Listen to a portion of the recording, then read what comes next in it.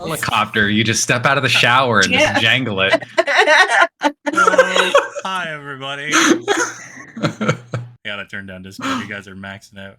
Hi, everybody. Hi. Welcome how back handsome we look. to. I know, look at us. Yeah, I updated things this week. Hey, new, fancy, trying to upgrade, trying to make things look nicer. Welcome back to another week of D&D, where we just kind of roll around in the dirt and get muddy and, have good times while I try and murder them. Dope. I don't know why you didn't just say have sex, because that's also there. We do that too. Hey, you know what? Yeah. Stowe's been a real good cock block, so... What the fuck, for real, though? So, I do what I can. I hate it so much. Welcome back. This week, I don't remember who's doing the recap. I'm not gonna lie. Him. Fuck. I'm doing the recap, I'm gonna guess. Grim doesn't remember, I guess. Did you forget? No, I got it. So we'll have our resident dice roller roll that dice. It's a D6 or D4? What are we rolling these days? D4 today. Yeah, actually, you should roll the d6, and Renee should have to do the update next week regardless. I don't think she'll be able to. She's got to catch up. She's got to catch up somehow. Yeah, you can say Sorry, two. it was 2. Yeah. 2. That would not be fair, so we're gonna go Simon. Well, that seems less fair. I don't think Raina 2 weeks in a row is fair. No, that would not be It's possible that you considered? might have so much to talk about. Well, she has 2 people, so... Yeah. Right. Yeah, She's true. speaking for the penis she's growing inside her. It's I'm glad all, to I'm gonna be recapping Simon's death next session. Tune in for that. So it's like the Lorax, but it's like a baby. I speak for the penis inside you. Yeah, exactly. Yeah. All right. All Somebody right. needs to. Last week was a week. We It was began. a doozy. Yeah, we began the session with Stoat heading toward the Fox and the Hound with Rat's brother Fox. Meanwhile, the rest of the party were fair ways behind them, going toward the same destination. Stoat got to the Fox and the Hound, and it was completely empty, clearly set up for this private meeting. There was a big man named Bear, and another man there with Rat, and they tried to get her to drink blood, and she refused. And they were like, "Well, now it's fighting time," and they chased Stoat out of the tavern where she had escaped by burning or melting the, I think, lock or the gadget to open the door, and she escaped once more, trying to flee toward the rooftops, and tried to get Rat to betray his brother, and that didn't quite work out. He almost did it, and then he was like, "Nah, he's my brother," and decided to stay bad. But it was okay because she was rescued by her previous acquaintance Mole, who sucked her into a tunnel underneath that he had created and with using mold earth below the street level. He then revealed to Stoat that they would not be. This was like their last time that this was the one favor that he owed her, and she should not contact him again and get out of town. Because of something that Stoat had killed Vol. Is it Vol? Another person who was an elf girl that she had known from her previous life. Meanwhile, the rest of the party traveled toward the Fox and the Hound. We noticed that there were a lot of people from the Church of Existential Knowledge just kind of milling about, but we're not sure if they had anything to do with us or if they are on alert for some other cause.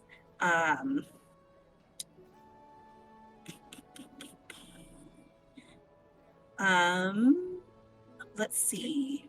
Yes, so then, so we are able to track Stout down, get her out of the underground cavern where she's been closed up, and get her back to the tower.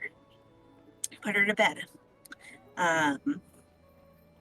Meanwhile, I saw a scary Fire Eyes man outside who had seemingly tracked us to the tower or otherwise was spying on us from the gate of the school. And that was super weird. We didn't find out who he is yet, but we're going to look into it.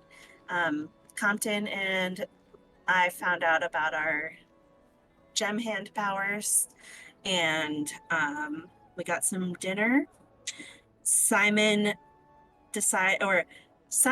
Simon, I forget how it came about, but with the gem hand thing, right? We told him about the school that we're enrolled in, the shadow school that we're enrolled in inside the book.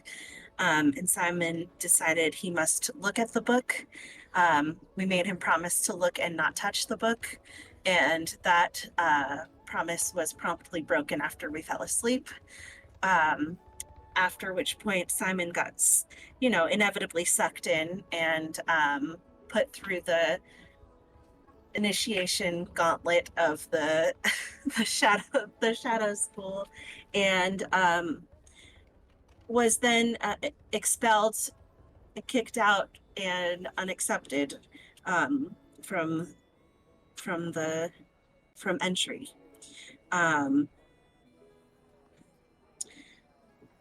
I wrote here specifically, Simon gets sucked into the stupid book. So so that was the thing. So we ended the session with Simon getting vomited out, and he was unconscious because of the fight with Yolanda, and then revived, and then Compton punched him in the face, and and that's where we leave off. You healed him a little bit too. I right? did. We revived him by healing him up a little. Heal him Also, up I and feel for the purposes of my personal honor, the word promise never spoken in that exchange. We ran the tape back. True. Here's the deal, though. I gave assurances, which I then went back on. So many of Never them. promised. And we went into to some drastic details regarding how one could touch a book without touching it, just to ensure that all aspects of touching it were Do not clearly covered. touch in any manner. Yeah. Then you touched it. Then you talked to it and touched it with your hand. I guess we did. We never said not to talk to it, and that's on us. You know what's fun though is we also now know that the book says not worthy, so that's like a Yes. bonus to us. Yeah. all right. So we will start the session where you all see Simon. As he was about to get up, Compton plants one square into his face as he slammed back into the ground. The moment Compton punches Simon, Stoat has 2 daggers out, like, oh shit, are we doing this, boss? Like, she is waiting for the go. Fucking ride or die. Raina, I'm gonna make eye contact with Simon and just like give him like a knowing you deserved that kind of nod, and then offer my hand out to help him back up again. While that's happening, like as soon as Compton makes contact with Simon and Simon starts falling away, he doesn't stick around.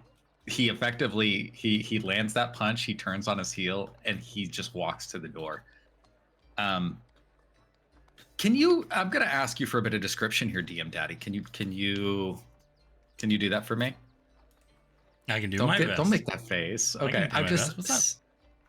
Can you tell me, is the entire interior of this like dormitory school area, is it all enclosed, or is it like open hallways out to the elements? Like, how hard Do is you mean the dorm, like the dorm room that you're Mhm. in, or so this one here? The best way to describe it is like think of the Hogwarts dorms, right? You have the door that exits to the rest of the school. Right now, you're all in like the common area where like the couches are, the bookshelves, like eating area, everything like that, and then they split off into personal bedrooms. Okay. How hard would it be for me? So when Compton turns to leave, he's gonna scoop the book that Simon just got yeeted out of, right? Because I'm definitely not leaving it there. And my first thing is I'm gonna go out the door and I'm finding the first available open air. So it could either be like a large window, or it could be like a hallway that's opened up to like a courtyard or something. But I'm just looking for some a space that isn't enclosed. Yeah, no problem. If you go out the main dorm room door, and then you go just like not even a couple feet uh, out of your room, you're gonna find a big bay window that you not bay window, but big window that you can open up and then take a breather, and you'll be seeing down to where like the courtyard is. Oh, cool. So that's what Compton will do. He'll walk out. He's gonna shove the book in the bag, like he's whatever, and he's mumbling. He's like, "Fucking, I can't believe this shit." And as he's putting the book in the bag, he's going to pull out the last cigar that Nordis gave him. He's gonna find that window and he's just gonna fucking light it up. He's prestidigitation, light it. I'm gonna sit at this window, effectively just smoking out of it, waiting for whatever the fuck's happening in the room. Sounds great. And what are the rest of you all doing? Simon he stays on the ground for a solid 15 seconds, and when he catches the look that Raina gives him, the look he returns is like, yeah. But he will once again disregard the hand he has offered and struggle to his feet. What'd you do with my cane? Did you take it or leave it? Compton has it. Yeah, No, I that's what. imagine. No, he's not carrying your cane. He's not that kind of guy. It's probably sitting like leaned up against the table the book was on. So it's there.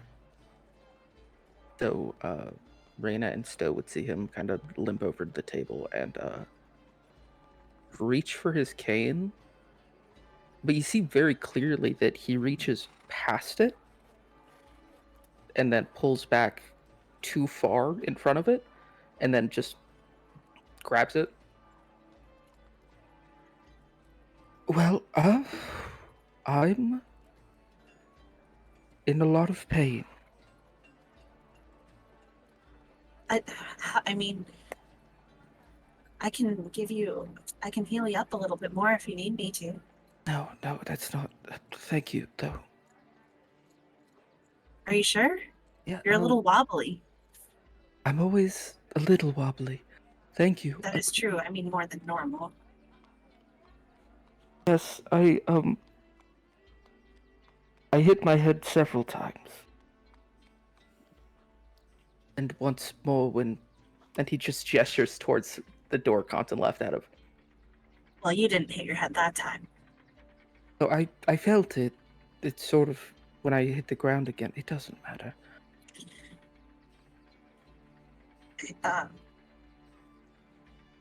Well, let me tell you, Wilhelm's gonna be really glad you're back.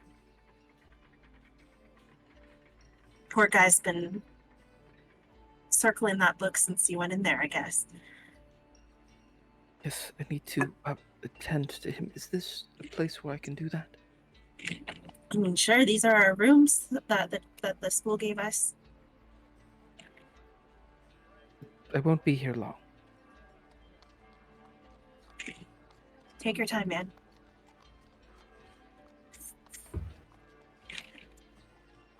I think immediately, very single-mindedly, he's going to set to doing the maintenance necessary for Wilhelm.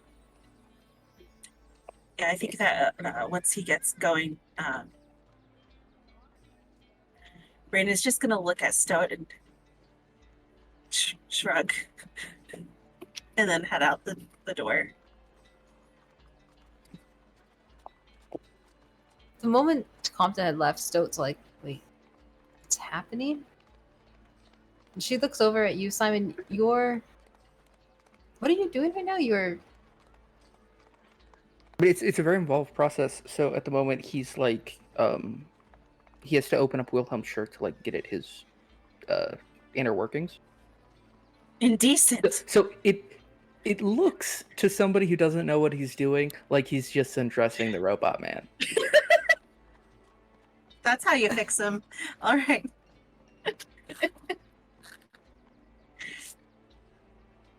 Stoat follows Rena out the door.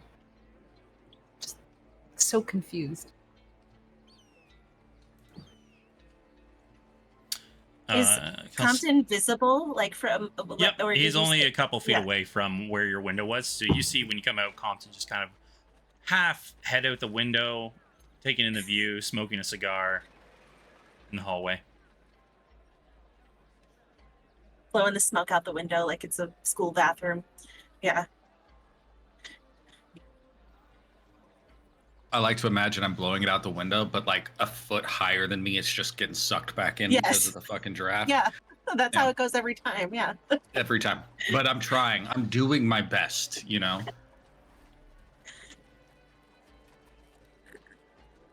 Stoat would probably approach quickly than Rena.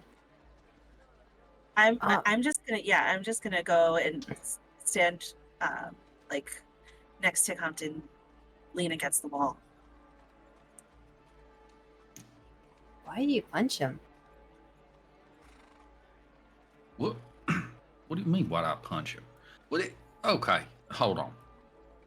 I told him not to touch the book, right? I told him like 7 ways to Sunday. I don't even know what Sunday is. It's a holiday in Stillwater. Don't worry about it. But I told him not to do it, and then he done did it. Which, in all honesty, if I didn't like him as much as I do already, well, less so now, but as much as I did, I wanted to set him on fire. But that's like a lot. So that's where we ended up. If that had been anybody else that had done touched that book when we told him not to, that would have ended different, right? Yeah, flamier. Flamier. Flamey-yo. Yeah. I'm really disappointed. So, like, I told him all about the gems in our hand. Oh, we figured out what the gem in our hand does. Raina and I. Oh, Yeah, it makes me feel great. I get lightning. Yeah, it makes him feel great and everybody else feel like shit. Mine's lightning. wait, Look, isn't I that mean, what mine does? Does it make you feel great? I mean, it's warm. Feels pretty good. I think yours makes metal hot. Oh, That's besides the point. Yeah. Oh, yeah. Yeah. You melted a block right out that door.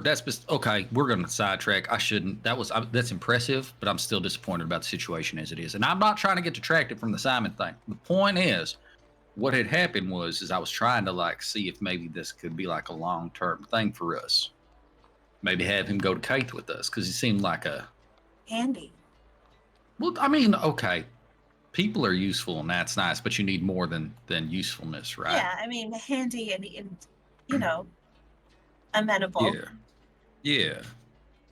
And so I told him about the gems. I told him about the book. He asked if he could see it. I made it very clear not to touch it. Just see it. And I was well, there. and I helped also, illustrate the points. yeah, it was a group effort. We collectively put out what we were trying to lay down. And we also told him if he was interested, he should enroll and we would help him with that. Like we would help him figure that out. Right? So it wasn't But to like we were wait just for closing us. the door on it. Yeah. Yes. So I punched him in his face. I still feel like that was the right action. My hand hurts a little bit though. It's been a long time since I hit somebody. where's the book now? Do you have it? Yeah. As you say that, Yes, Simon is not Compton, to be left to his own devices with that book. As As you, far as I feel about it, Simon doesn't ever get to know where that book is until he can earn that back, whether it's with me or you, you know. as you all are having this conversation, Compton, you'll hear in the back of your mind, Sinwell. Has everything been cleared out, and everyone cleared out of your tower?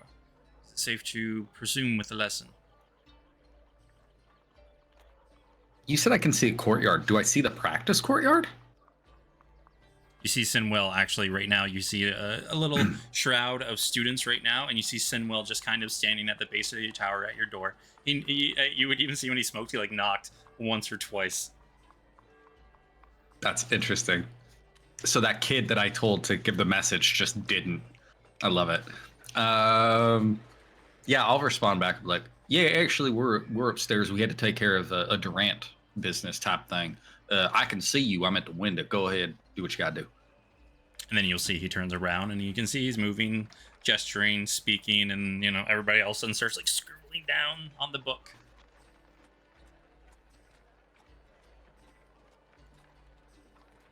Y'all want to see a tower disappear? Stoke, come here. Take a look at this. You need to watch this. Okay. Yeah, I'll look. Can you lift me up a bit? It's a little high. Yeah. Compton will like hold her up a little bit by the waist, like, Scar over here. Holding up a small child. So as you're sitting there, like when you create it and you create the stone outline of it, you push it into the ground. When you push it into the ground, it kind of spirals up out of the ground as you built it, right? Now when you see him, he goes and he looks at it. You see he lets out his hand, and all of a sudden you see the tower start to like shake and vibrate, and all of a sudden it like spirals down, pulling in, and you just see like this burst of like rush of dust and air come out all the way around it. And then like you hear the clapping and everything like that. And everybody roll me a perception check to see if anybody catches what he says. Yeah, I'm so good at this. the best. Perception? Yep. 18. We're gonna take an 18. Oh, nice. Oh, Very nice. 25. 26. Okay, so everybody would hear it at this fuck you distance. guys. Yeah. And you see Sinwell, it's just kind of in the background, you hear him say, and this is why if you're going to build a tower such as this, you need to make sure it is in a completely guarded area. If one were to dispel it while you were inside, you would be crushed inside of it. And all the kids were, everybody kind of like gasps a little bit.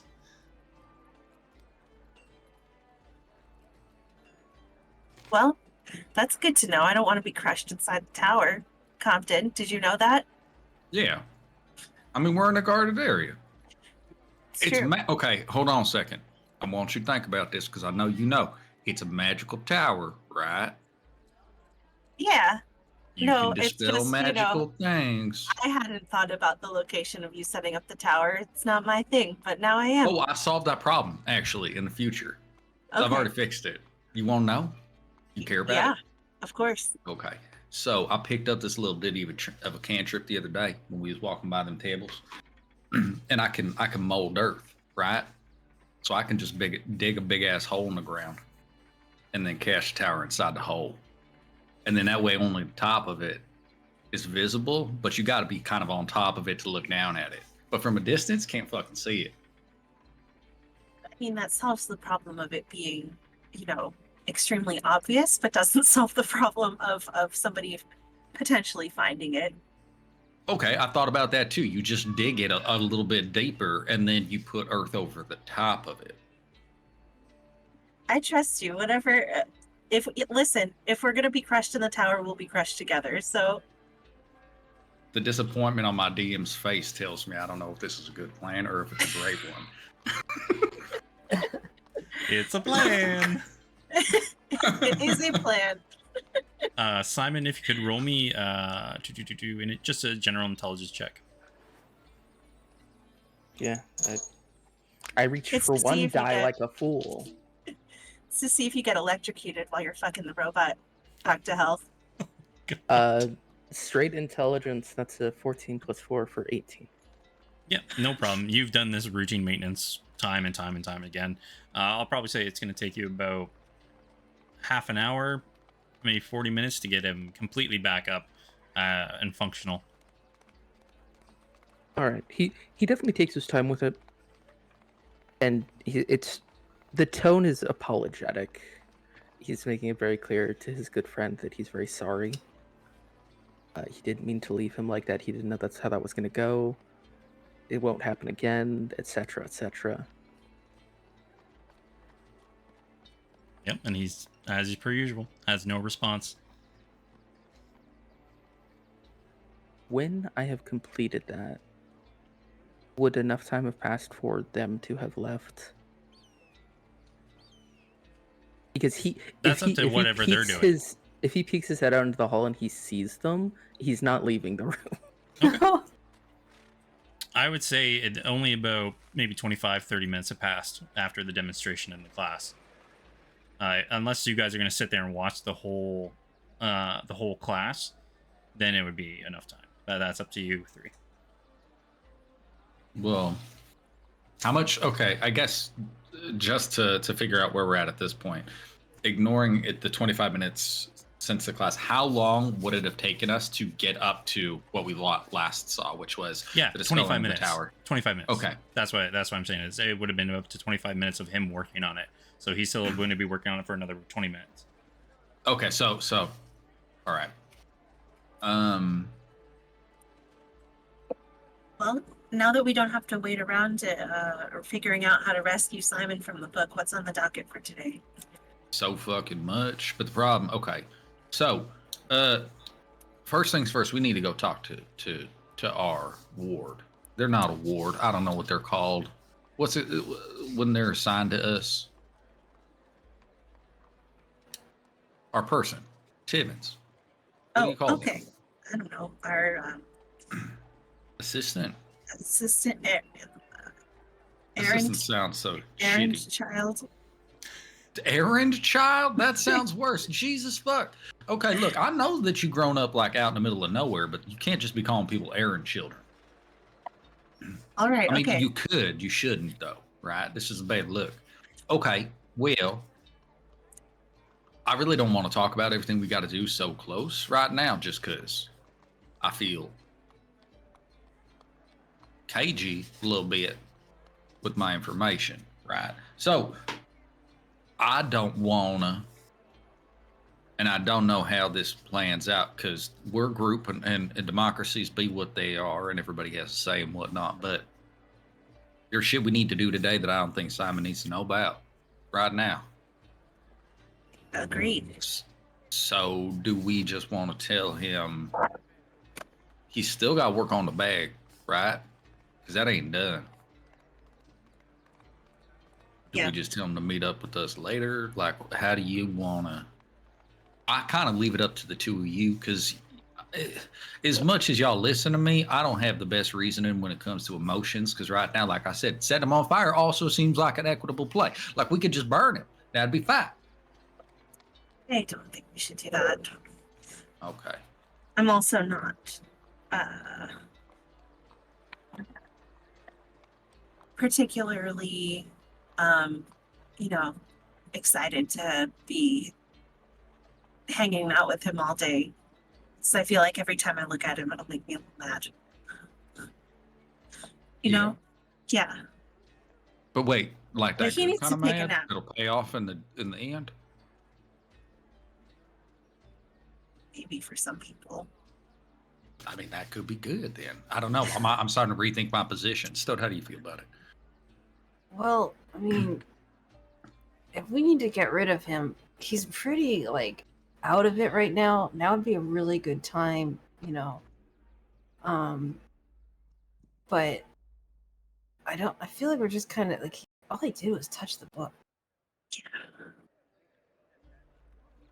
And see how messed up he got from it? It's not about the, it's, you know what? We'll talk about this at another point in time. Yes, you're right. The action was simply to touch the book, but it's what it meant, right? Which was he didn't care about what he told us he was finna do, and that's twice now. So that's okay. We'll deal with that. Do we tell him to meet up with us later, or do we just fuck off?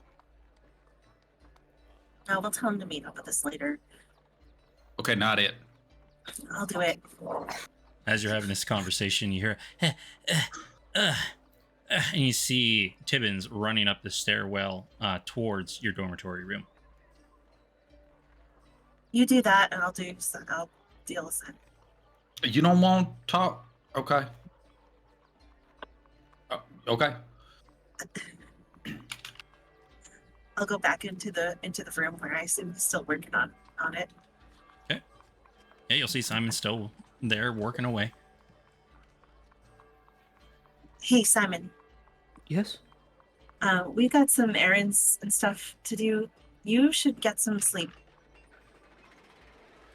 Start feeling better.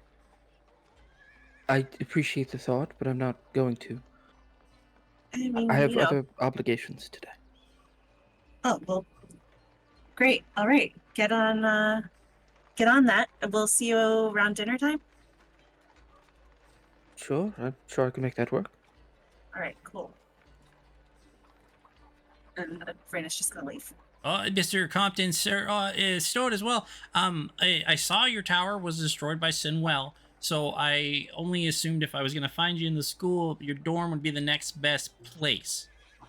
You are a bright boy, Timmons. Also, not destroyed, dispelled. It sends the wrong message. But yeah, what's up? I did finish the task. It's been 4 days, and you tasked me, and I told you it'd be 4 days, and it's 4 days, and I wanted to catch you before I go off to some of my classes. Oh, that's fantastic. Thank you so much. Is it all on the materials, or do you need to brief me on it? No, right here, and he'll give you like a map case, not an elaborate one by any means, just one to make sure that it doesn't get damaged as it's being transported. And if you unravel it, he gives you a very large map. Hell yeah. And I will load you all to that map, but then I also have a handout with it on. Oh, hell yeah. Oh yeah. Look at that. Good job, Tibbins. Very pretty. Hired help, guys. You really got to go to the professionals, you know? Artisans deserve the money for a reason. So he'll start pointing out, going by my references, this is the most information I could get. And there you all for your map. Delightful. Huh? Yes? No, go ahead. No, so just some things I updated by some old traveler's tales, some seafaring folks' warnings, other things in discretion. But like I said, it's probably about 10 years old for information that's available. That's All no right. time. I mean, it's better than nothing, right? That's good. No, this is fantastic, Tibbins. I appreciate this, greatly. You definitely pulling through for us, and yeah, he will actually. I'll load this up so that you can see. And he kind of grabs a little piece, and you'll see if you shine. He grabs a little light, shines it underneath, and it goes like. Oh, 1 second. About 2 back. He kind of grabs a little light, and then you'll see there's a little ink spots that he put underneath of it on the bottom. And it's where the burn mark was on the map that you gave him for reference. It's like I didn't want to completely ruin the map so you could see the other information and everything like that around it. But this was where the older map of Keith that you gave me, the splotch, the burn mark was. fantastic. This is so good. It's very thorough, Tibbins. Thank you. Well, as my father says, thoroughness leads to living. Misinformation can lead to death. Big facts, Tibbins. Big facts. Your daddy's a smart man. Hey, real quick, Tibbins, how tall are you? About 5'3". What's Tibbins wearing? Tibbins is wearing just like a very haggardy school Nice robe. clothes. Definitely not the size that he should be wearing. He has like kind of little worn spectacles.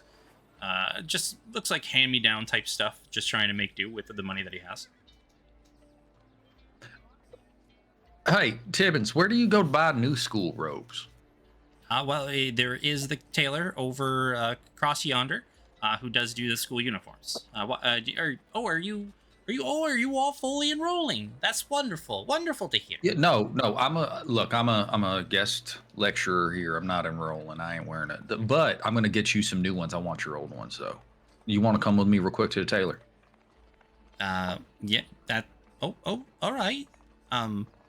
Okay.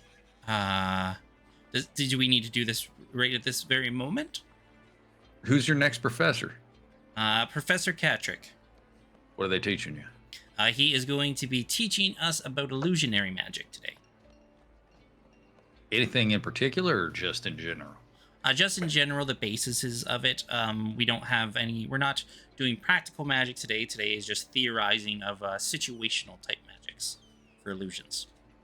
So here's my thought about it. How about I just talk to you about that a little bit as we walk? I'll give you the same kind of introduction as to situations in which illusion magic might be helpful to you, instances in which you might apply it in real life, things like that. Effectively, the basics, if that's what you're finna go over. I'll talk to Sinwell about you missing your class, and then I can get you some robes. Roll me persuasion check.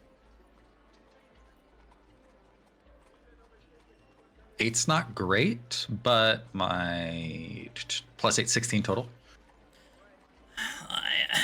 I guess one class wouldn't hurt. And he kind of like pulls up his one armpit, and you see there's like a torn in one of the corners that he was hiding by keeping his one arm always tightened up against his body. He's like, all right, yeah, okay, yeah. That's thank you, Mr. Compton, sir. Can I cast Mending on that? Is it too big? With it, it's just like you're going to cast. If you cast Mending, you can see he's probably tried it again and again and again, but the fabric just keeps getting sheared because as you mend it, it gets thinner and thinner and thinner. It's like getting pulled apart. So you can definitely do mending. If I add fabric, even if it doesn't match, will that help negate it? Yeah, we already had this conversation. You can't just like grab a patch and then mend around it. Shit. Okay, this is fine. Stowe. Yeah. I need. Okay. We've got a whole series of plans. How do you guys feel about hanging out here, relaxing a little bit while I go get some clothes for Tibbins and talk to him about magic? Sure. Stoat, you want some breakfast? Yeah. Yeah, we'll go get breakfast. That on my way out, I'm gonna cast a tower. I'm gonna set up a lounge so y'all can hang out, and then a bathroom because I desperately need a shower, like a bath. Like it's been 2 days. Perfect. Yeah. Well, Is Simon supposed to? Is Simon supposed to be doing work in the tower? No, not right now. He said he had things to do today. I tried to tell him to go get some sleep, and he said no, and that he has things to do. And if you're all looking for a bath, you can definitely do it in your tower. I've seen the plumbing that you can do, but we do have many nice bathhouses in Shawgarden. If you wish to partake in those, they have massaging services as well as special oils and everything like that. Do we have to leave the grounds? Well, yeah. No. Oh, thank you though. Hey, Stoke, don't leave the grounds, please. Okay. And I look at Raina when I after I say it, I look at her don't let her leave the fucking grounds. I'll just nod back to you. Cool. All right. Okay, Tibbins. And Compton is just gonna do that thing where he puts his hand on Tibbins' back and starts leading him away. We've got things to get done. Yeah. Is there anything you want to do specifically with Tibbins? Because otherwise we can just hand wave. No. Effectively, it is. I as we go through the yard, I'm gonna cast the tower again. Yep. Just a standard two level tower. I'm not going to worry about a third level.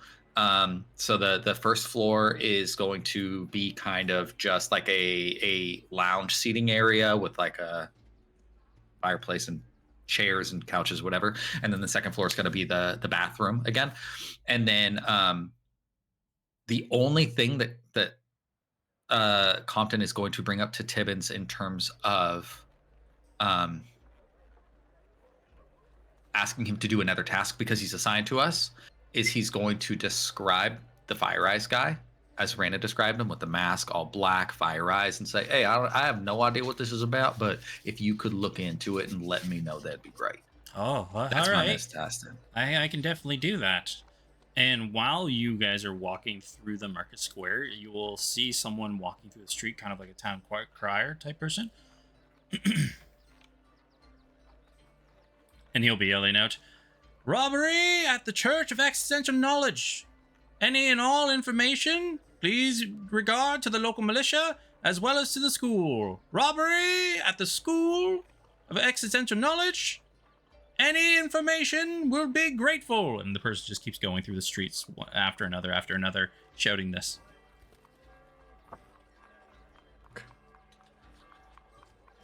Okay, that's fine.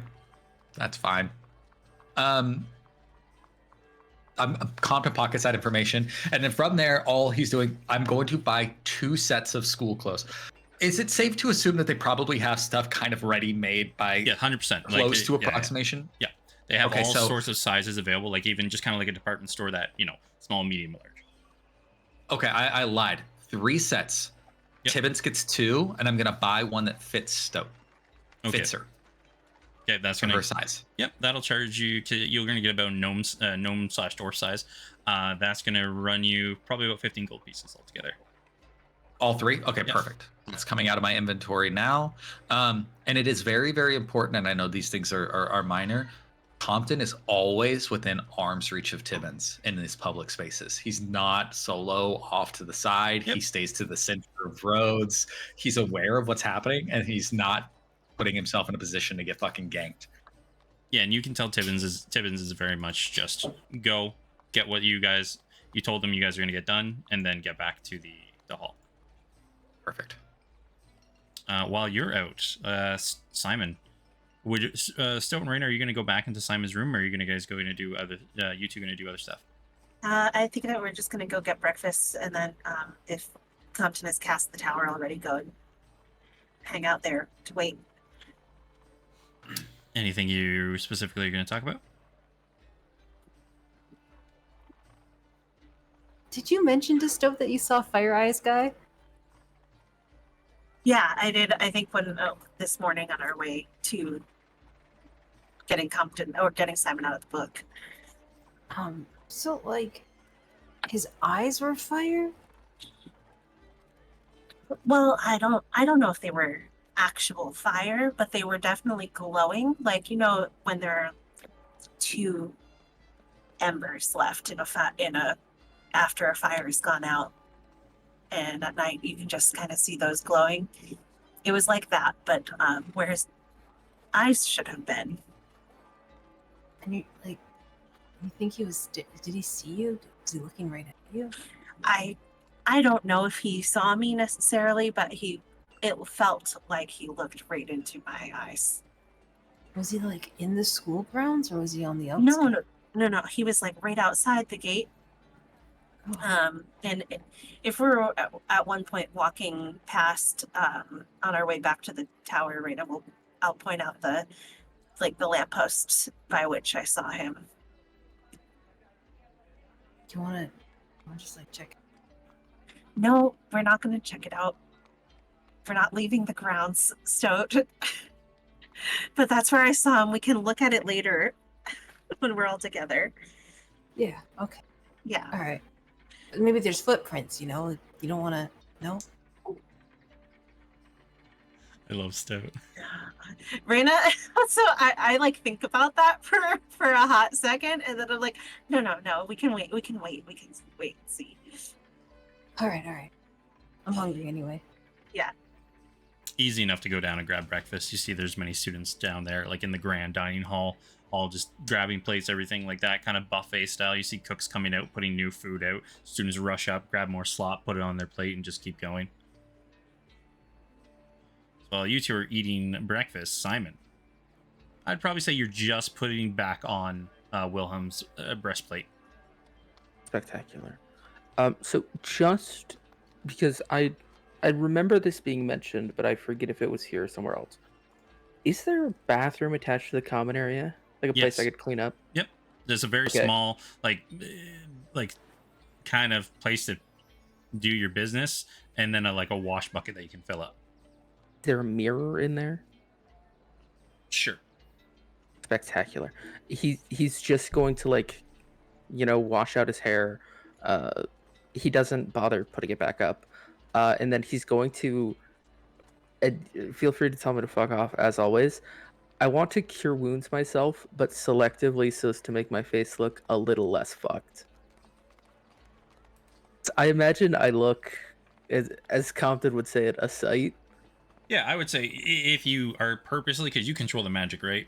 If you purposely apply where you want the most healing to be applied, I would say for sure that's doable. Spectacular. Just gonna and he does not have the capacity to fully fix this issue, just by virtue of not having a lot of spell slots. But he's going to do what he can to make himself look a little more presentable. And with all of that sorted and Wilhelm dressed back up, he's gonna head out. He's gonna start by I imagine just by virtue of having been here as long as he has, Simon would know like a cafe kind of like on that end of the coastal shelf near the low shore. Yep, for sure, especially near the filthy flask. Yeah, he just wants to go down there, get some breakfast, and just start his day that way. Yeah, easy enough, no problem. Up to 23 HP, let's go. You still need 27 healing. I do. Yep. just add that for your reminder. Okay, so you go down, you're having breakfast. Rain and Stowe, you made your way back to the tower after you had breakfast. And Compton, you and Tibbins grab all of your stuff. He will inform you that, yeah, I'll look into that there, Compton, for you, sir. I'll do my best. I'll go into the archives and see if I hear anything about flaming-eyed face mask people. Yeah, but not like out loud. Well, no, the hush hush. I understand. Yeah. Grim, can you remind me? My memory's fleeting. Did I pay him in advance for the map, or did I tell him I'd pay him? No, you already paid him in advance. He was super ecstatic because you already were like, "Here, I know you're gonna do the work. Here's the money." Yeah. Yeah. Okay. Cool. Tibbins and Compton turns to him, puts his hand on his shoulder again. You're a good kid, and honestly, you're bright as hell. Right? You're real sharp. And work you did on that map was fantastic. I love it. So I don't want you to worry so much. If you need help, just let me know. All right, whether it's like with your studies or a little bit of money for some food, whatnot. Some clothes. These two should last you a bit. We gotta get you some good boots though. Some Stillwater boots would go good with this whole outfit of yours. But you're all right, okay? Oh, I appreciate that. And he looks up over your shoulder and sees like the rotating runes. Not right now, of course. I have things I need to do, but if we ever have time, if you could teach me about that. I've heard about it, and if we're able to do that, I would love to make a floating map that follows me. Oh yeah. Oh, have you decided your school? What do you know about scribes wizardry? I've been studying it. Scribing works very well for me. And he like points at the scroll he made you. So I'm thinking of going down that route. Absolutely, I would love to talk to you about it because honestly, I don't meet many of them. I think in fact, I might be the only one I know. I don't think you can know yourself. Besides the point, we should talk about it. For sure, I would love to. And he's doing you're at the gates of school, and he's like trying to end the conversation because sadly you can tell he's like looking back at the school, looking back at you. I'd love to just talk about this as much as we can, and if I have to go this way and just he starts. Oh, we're walking the same way. We might as well walk together. I'm just kidding. Get to class, kid. He'll bow like do a hit and bow at you, and then go on his way. Okay, this is stupid. It's just for me. I'm gonna stand there and put my hands on my hips and just do that little. That's it. Oh, that boy. He's got such promise. I'm so proud of him. All right. So you head your way back to the tower? Yeah. All right. So you would meet up with Compton, Reyna, and Stoke. But before that, we'll go back to Simon for a quick second. Simon, you finish your breakfast. Easy enough. We'll say you take off 2 silver pieces for your breakfast. And then what are you heading up to do? So the entirety of the information I have about this establishment is that it is a tavern in the Low Shore. But it's the Low Shore. How many taverns could there be? You know there So is only one. Well, I don't think he's ever been, but he's probably heard. So yeah, he's gonna start heading to Low Shore. He knows, like, you know, he's tucking his purse. He's, you know, making sure he doesn't have any valuables showing. Not that he wears jewelry or anything. And even when you're going over, at first the guards give you a look of, "Are you sure?" And then they look up at Wilhelm. And then kind of, all right, just be careful. Remember, once you're through there, you're on your own. I remember hearing vaguely, in a sort of, I'm sorry, I'm concussed. A deterrent to the Rainbow Bandit, which I hear is still at large. I know you're doing your best. It's okay. This was the coastal shelf entrance was shut off from returning. Do I still have to go through the dock ward to leave? With it on there, the Rainbow Bandit, and you actually look. He goes and points at a little board, and the poster looks a lot like certain someone that you specifically know now.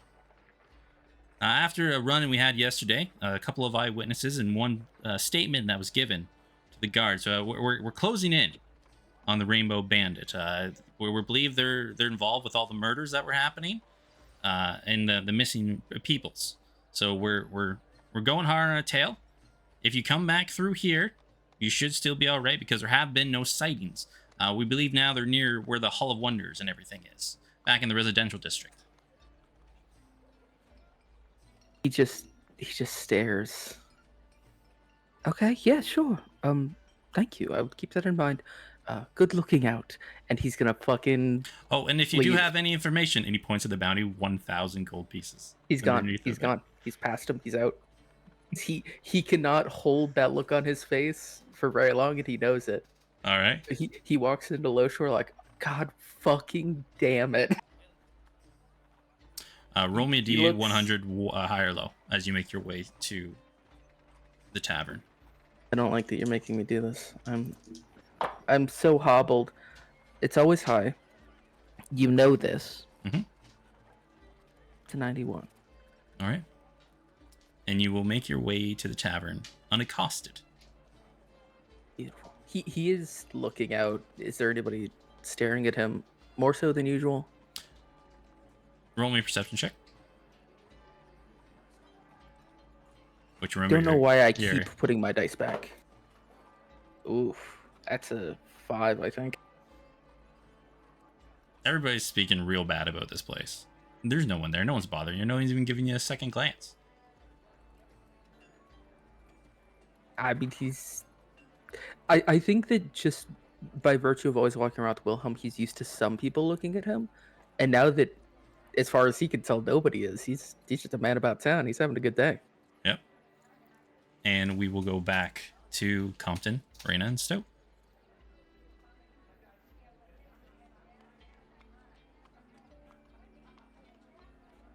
One of these days, you're all just gonna like stay together, and it'll be a great day for me.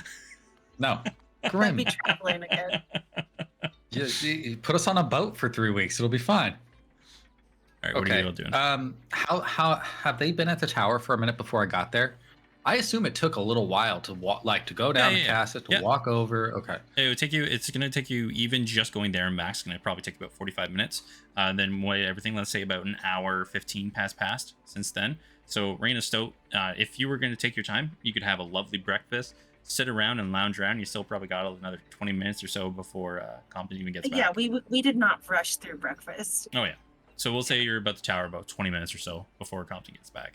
Okay.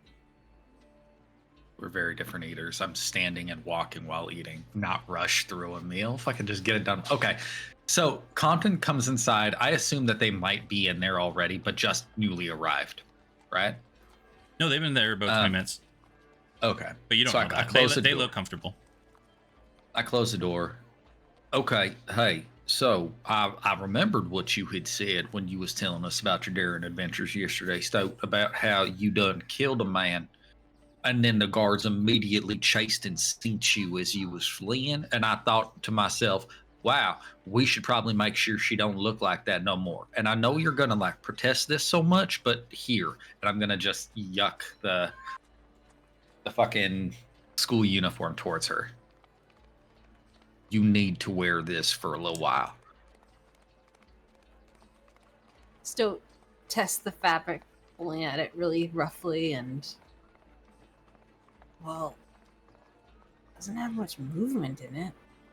It's what do you mean? It's free to move to cast magic spells. It's great. It's fine. Also, maybe just maybe, hopefully in the next couple of days we're not stabbing folks. What about Simon? What about Simon? Well, I mean, like, I thought he... Oh, if you have to stab him, it'll be like he won't know it's coming. You'll have plenty of time to roll the sleeve up and just fucking get it, you know? Well, Raina, does she have to wear it too? The law You're isn't not looking for me. Raina. Yeah. Okay. Also, and I know you might hate, no, you're actually okay with this. After you get cleaned up and you put on that, your hair, it's real bright and it's pretty and I like it so much, but I think we just need to rub it full of soot and make it dark. Okay. Yeah.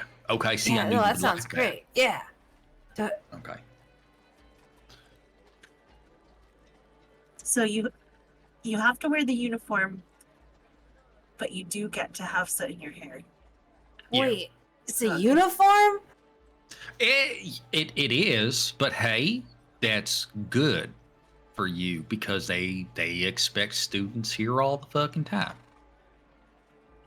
They're looking. Okay, if I was fleeing a crime scene wearing a billion cloaks and I was already attributed to a rainbow bandit in the past and they sent me doing it and they were shooting at me with fucking arrows, right? Yeah. We should not look like that anymore. I would even tell you to cut your hair, but I like braiding it, so I don't mean, want but I didn't look like that anymore. I had a dress on. I have a question. Did you put the dress over all the cloaks? Yeah. Yeah, you just added a layer to the rainbow, is what it sounded like. Oh, Yeah, is that what the rainbow is? yeah, you Yeah. see, it's the cloak on the cloak on the cloak. It's That's like how stripes. they named it. Yeah. So, look, I got some studying I want to do. I got to talk to Sinwell, and really, I just need to relax a little bit. I got to let my temper cool down. I'm sorry. Also, like, here's the thing. I'm not sorry that I punched Simon because he full well deserved that shit. He deserved more, and that's fine. But I'm sorry I didn't talk to y'all about it. Right? Like, that's what I feel bad about. I should have let you know that I was intended to like cause him harm. I guess I didn't fully know, but now that I know, I apologize. I didn't say nothing. No, it's cool.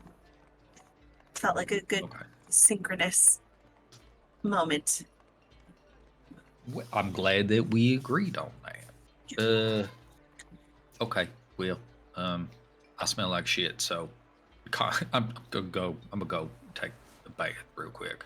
And Compton just like starts making his way upstairs to quickly, and it's just fast. I just want to take a shower Yep, or a easy bath, enough. and then come downstairs and relax. Yep. Rain and Stowe, is there anything you all want to do while this is going on? Still, it's just checking this uniform. Does it look like what she had to wear once before when she was in, I think, Copper Wall or whatever? It is a uniform in the fact that you've been noticing a lot of the students are there, but they dressed you up like a girl. This one is very much just a uniformed, unisex, just robe, not forming. They made you wear like the skirt with the bonnet and all that stuff, and you were a girl there. This is just, you're a student. Okay. She's fine with it. Good. Rena, anything that you want to do? Have anything you want to say? No, I'm good. I'll wait. And with that, we'll go back over to Simon. as you approach the rundown inn / tavern of the Trickster in the Chain. You see that you don't know, but it looks like there's been some small renovations. Fresh boards have been put up against the windows. It looks like maybe a new door has been placed on the front, not matching the rest of the building, as it seems more sturdy than the rest of it. So on approach, can I see into any of the windows and like see if there are people in there? No, it is specifically, you can tell, like, you're looking, you're a smart guy. It is specifically boarded up, so you cannot look inside. Okay. Well, I mean, these people value their privacy. It's fine. He gets it. This is a seedier place. You don't want people just like walking by and seeing you in a place like the Trickster and the Chain. He gets it. If I walk up and try and open the door, does it open? It does indeed open. Spectacular. He will step inside. And as you step inside, you see there's about 6 or 7 patrons now sitting at the tables. All of them look a little bit on edge as they like look. Everybody turns, looks at you. They're slowly like watching you walk around, and then they try to divert their eyes, but you can tell there's still some eyes trained on you, as there's a very large, burly man, very long beard, just kind of like poofs out all over, just kind of like sunken in eyes. Yeah, what can I do for you there, fancy boy? Oh, well, thank you. And for illustrative purposes, as soon as Simon steps into a place, he's removing his shaded glasses and pulling out his unshaded ones. And anybody he sees looking at them gets like a cordial nod. He's not worried to be in this place. Okay. Well, I was looking to see if I could get a drink and inquire about other things. I don't know how to approach this. This is my first time going to a sort of speakeasy situation. He leans in close and whispers that part.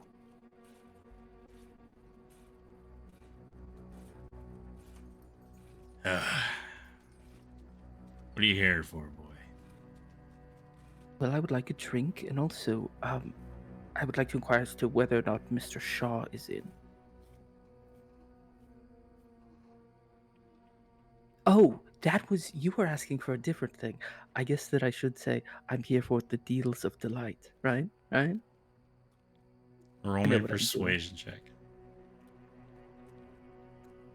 I'm so persuasive. I'm mad persuasive. I'm actually not. My persuasion's a +1. Hey, but I can't be mad at that roll. That's a 14 + 1 for a 15. All right. Looks at the rest of them. It was so good. It was a 19. The delight's gonna have to cost you, let's see, 5 gold pieces for your drink, of course. Without a word, he reaches into his shirt where his corn purse is, pulls out 5 gold, sits on the counter. Gets in real close to you. You see he's like reaching underneath of where the bar is. Warn you right now, if you try any funny business, everybody's really on edge. You hear, and all of a sudden, as the bar lifts up in the one section, and you see where it lifts up, there's a stairwell going down. He's gonna look at the other quote-unquote patrons. Do any of them react to that opening? You can roll me an insight. They make me roll so much, Graham. Unless you're doing like just a base look and you're not looking for anything else. Well, he's just looking to see if anybody's surprised. No one reacts at all. Okay, then yeah, I can't take the shame of another roll. This sucks. He will just nod and once again look to everybody in the bar, kind of nod, and we'll head down. All right. You head on down this dark stairwell, walking for a little while, maybe a little bit more than you would expect. And you will arrive in a very nice... Oh, she's not supposed to be there. And a very nice inn underneath. Much more ornate than the one before. as the tables are well crafted. The walls are all made of reinforced stone. It is quite damp down here, but still has like a light hardiness to it. You see that in the corner, because you should be able to see the map, I believe. Yeah. You will see that there is like a live band playing in the corner, just singing a nice song. Everybody's just kind of revelry, kind of joking around. Everybody is having hearty laughter. Definitely not the same sense that you got upstairs. Simon is just grinning because, like, it's everything he dreamed of.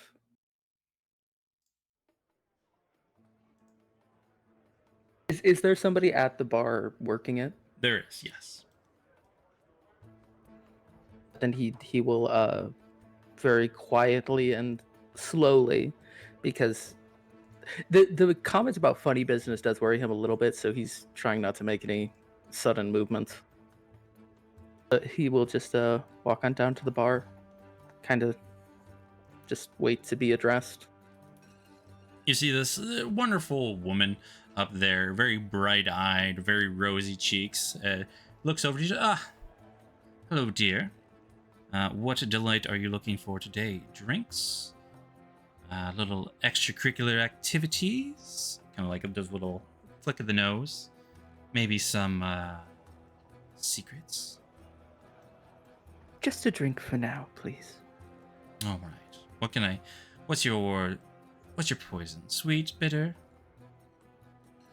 Preferably sweet. Comes, pours it, grabs a little, like a jug, pours it underneath the table, puts it on the shelf for you. All right, there you go. That's going to cost you about 5 silver pieces for that. Yeah, of course. And he'll slide that over. Do have to ask. I was directed to come here to find somebody in particular. I was curious as to whether or not you'd be able to point me to him. Well, depends on who you're looking for, and if I am inclined to point them out to you. I'm looking for a Mr. Tibbert Shaw. As you say that, you see the one, like, very rough character. Kind of like... chokes on his drink beside you. May I ask why you're looking for Mr. Shaw? Well, I've only been told that he's one of the city's greatest magical minds, and I have a problem I'd like to pick his brain about. And if I know Simon, this is absolutely truthful, right? 100%. He's trying to fix the shielding problem with his flask. Yep. Looks over at you. The band's like getting into full swing right now. Everybody's in the room's kind of getting a little more rowdy. Kind of looks at you. Looks you up and down. You can tell she's feeling you out. Points over in... Where's my ruler? There we go. Points over to that direction. And as she does, you all of a sudden see this giant of a man just slam down on the table. Oh, and just like you see this chessboard go flying everywhere. The pieces all over the ground. That's it. I hate what? Why do you even make me play this game? And then he picks up this giant, like, mace and just wongs over, smashes it into the wall. Oh, come on then, big boy. You shouldn't get upset and smash everything when you get in trouble. That's how we couldn't fix the front door. See this giant man just like walks, leaps over the bar, walks out back.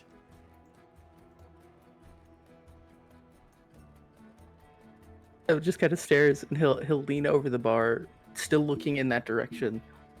He wasn't the big one, right? No, that one... he's... Depending on how much coin you have, he's either a story for another time, or that's up to you. You know, I may circle back for that, but thank you for the drink. I'm going to go make an introduction. Best of luck.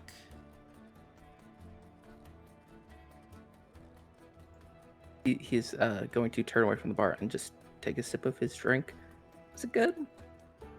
That's very good. Very, very good. Spectacular. he's going to very carefully weave through these tables again, moving slowly, both out of necessity and care. Just kind of weaving out. If you're taking your time, no problem whatsoever. You see, like, a lot of people are playing card games. Even with your site, you do see there is a lot of coin down here that is being traded amongst people. Everybody's very hush hush when you approach. You see, like, conversations are going quiet. Everyone's very aware of where they are in this place. Everybody but Simon, apparently, and he'll just approach the table and kind of again wait to be addressed. And as you approach, you see this little invisible whatever it is picking up all the chess pieces and putting them back on the board. Looks up at you. Hello. How can I help you today? Mr. Shaw, I've heard a great deal about you, and I would like to first formally introduce myself. Hello, Simon Tiberius Foxwell. He will offer his metal hand. He doesn't shake it. Just leans back in his chair and looks at you. All right, Mr. Foxwell, sit down. Play a game. See if you're worth a conversation. He will sit. God, I hate this. Sets back up the chessboard. And then we'll go back to the rest of the party, as your game is just about to begin.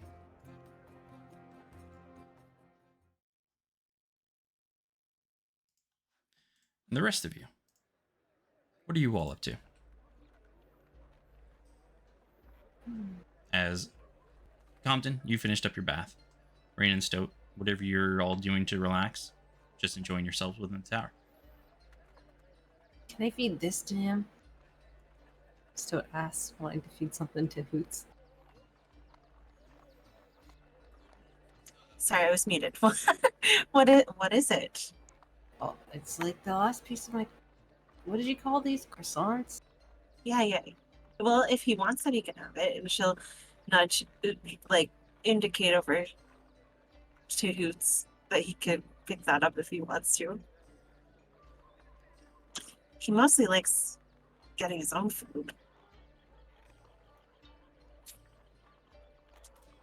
Yeah, if you place it on the ground, he'll like kind of hop over and then just grab it and kind of fly up to one of the rafters. I'm sorry, I didn't hear that. Can you do that again?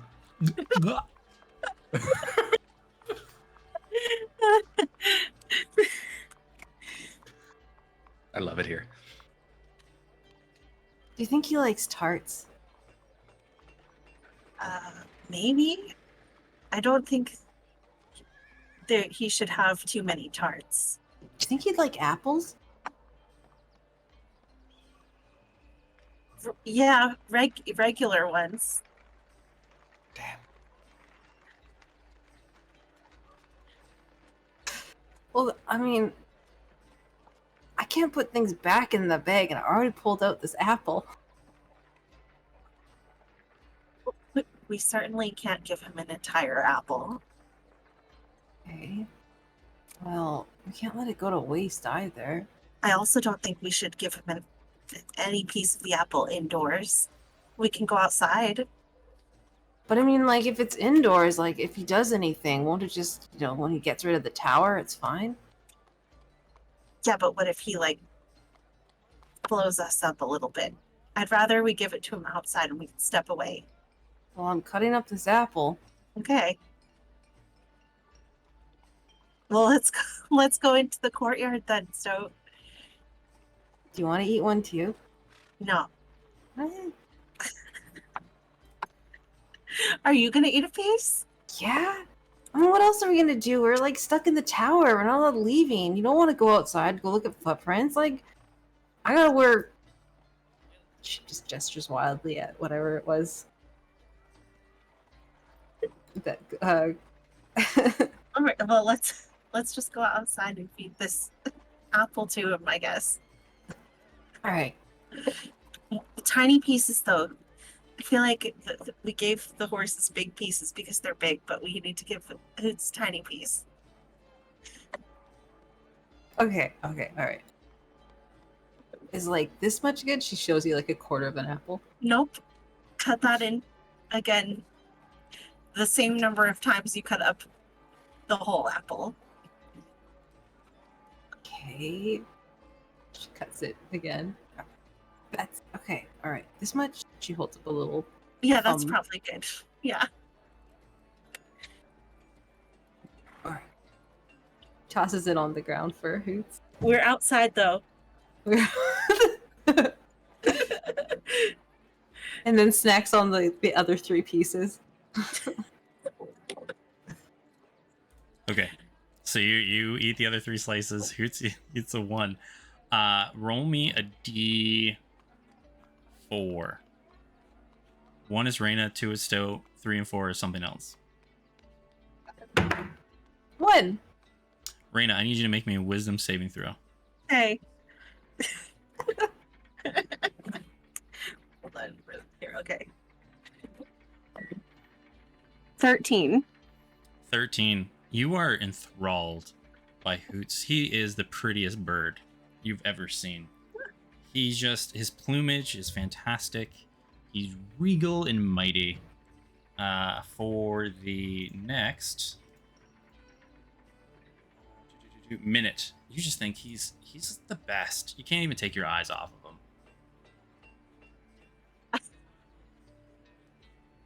I'm going to cast Speak with Animals then.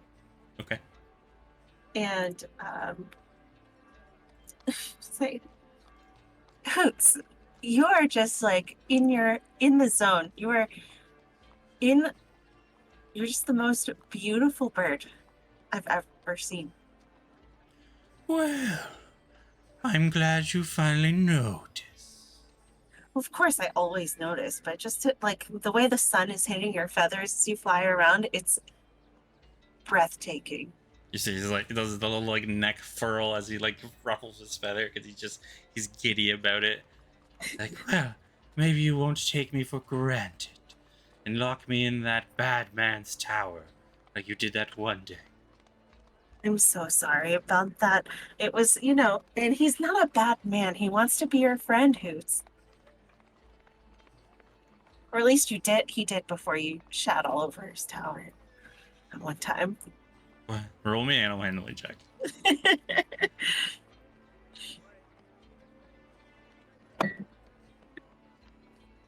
13.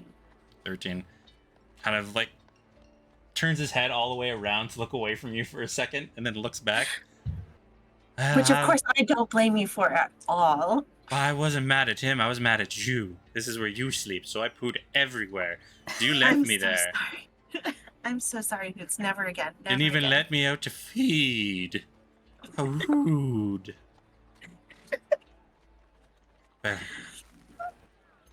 I think you deserve a nice hunt after this. Maybe we'll go and get you some trees. And a dirt bath. Yes, The exactly. bestest of dirt and sand. Yes. Good. Well. Fine. I won't poo all over your things anymore. And maybe I'll ask things of the bushy-haired man. Yeah, just be nice to him, and he'll be nice to you. And at about that point, he's not the most fascinating bird you've ever met. Yeah. Yeah. Like that why did I think Hoots was just so good? But Hoots is still doing like the head wave, just like loving every moment of this. Stone's watching, and she can see that Hoots is So reacting no, to you things. have another problem. So you ate 3 of these apples. 3 pieces. Yeah, Little 3 pieces. You still ate the apple. So as you finish off the 3rd piece of the apple, because you're eating them very rapid fire, right? All of a sudden you see underneath of you the sigil starts to form on the ground, and just like ring of fire starts to emerge, and all of a sudden you see these 3 like little red demon babies like it's just like running and just dispersing and running through the courtyard. Rena! What? Wait, is this happening while I'm talking to Hoots? Yeah, but Okay. you're enthralled by Hoots. Yes. I'm talking to Hoots right now. These are real things that they are running around. Are they You on actually fire? all of a Like, what's sudden, happening? They're these little like let me grab them up. See if I can grab one. I wasn't prepared on you getting summon minor demons.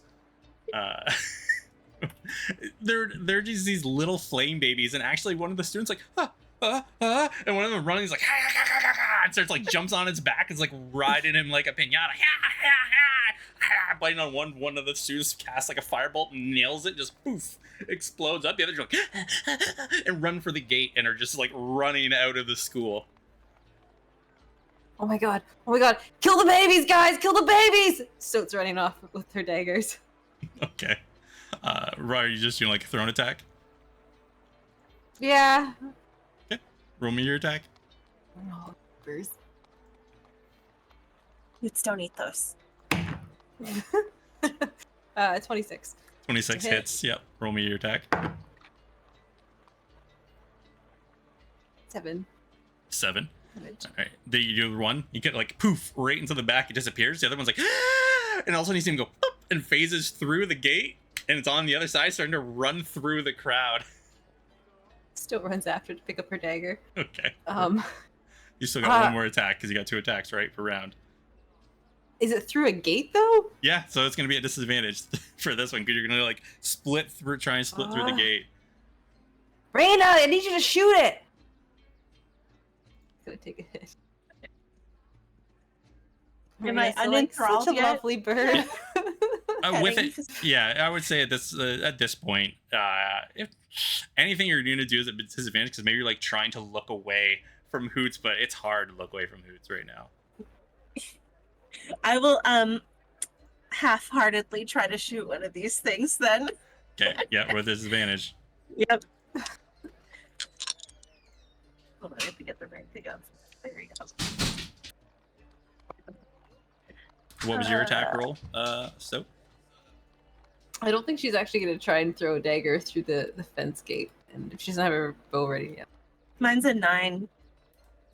nope. With a 9, it just like cling off of one of the iron rods, and it's like boop, blinks again, and it is gone.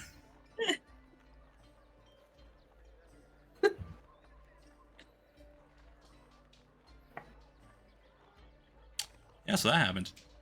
Oh my god, Raina, I think one of the students summoned like something under me, and those things just spawned, and then they just like scattered and ran away.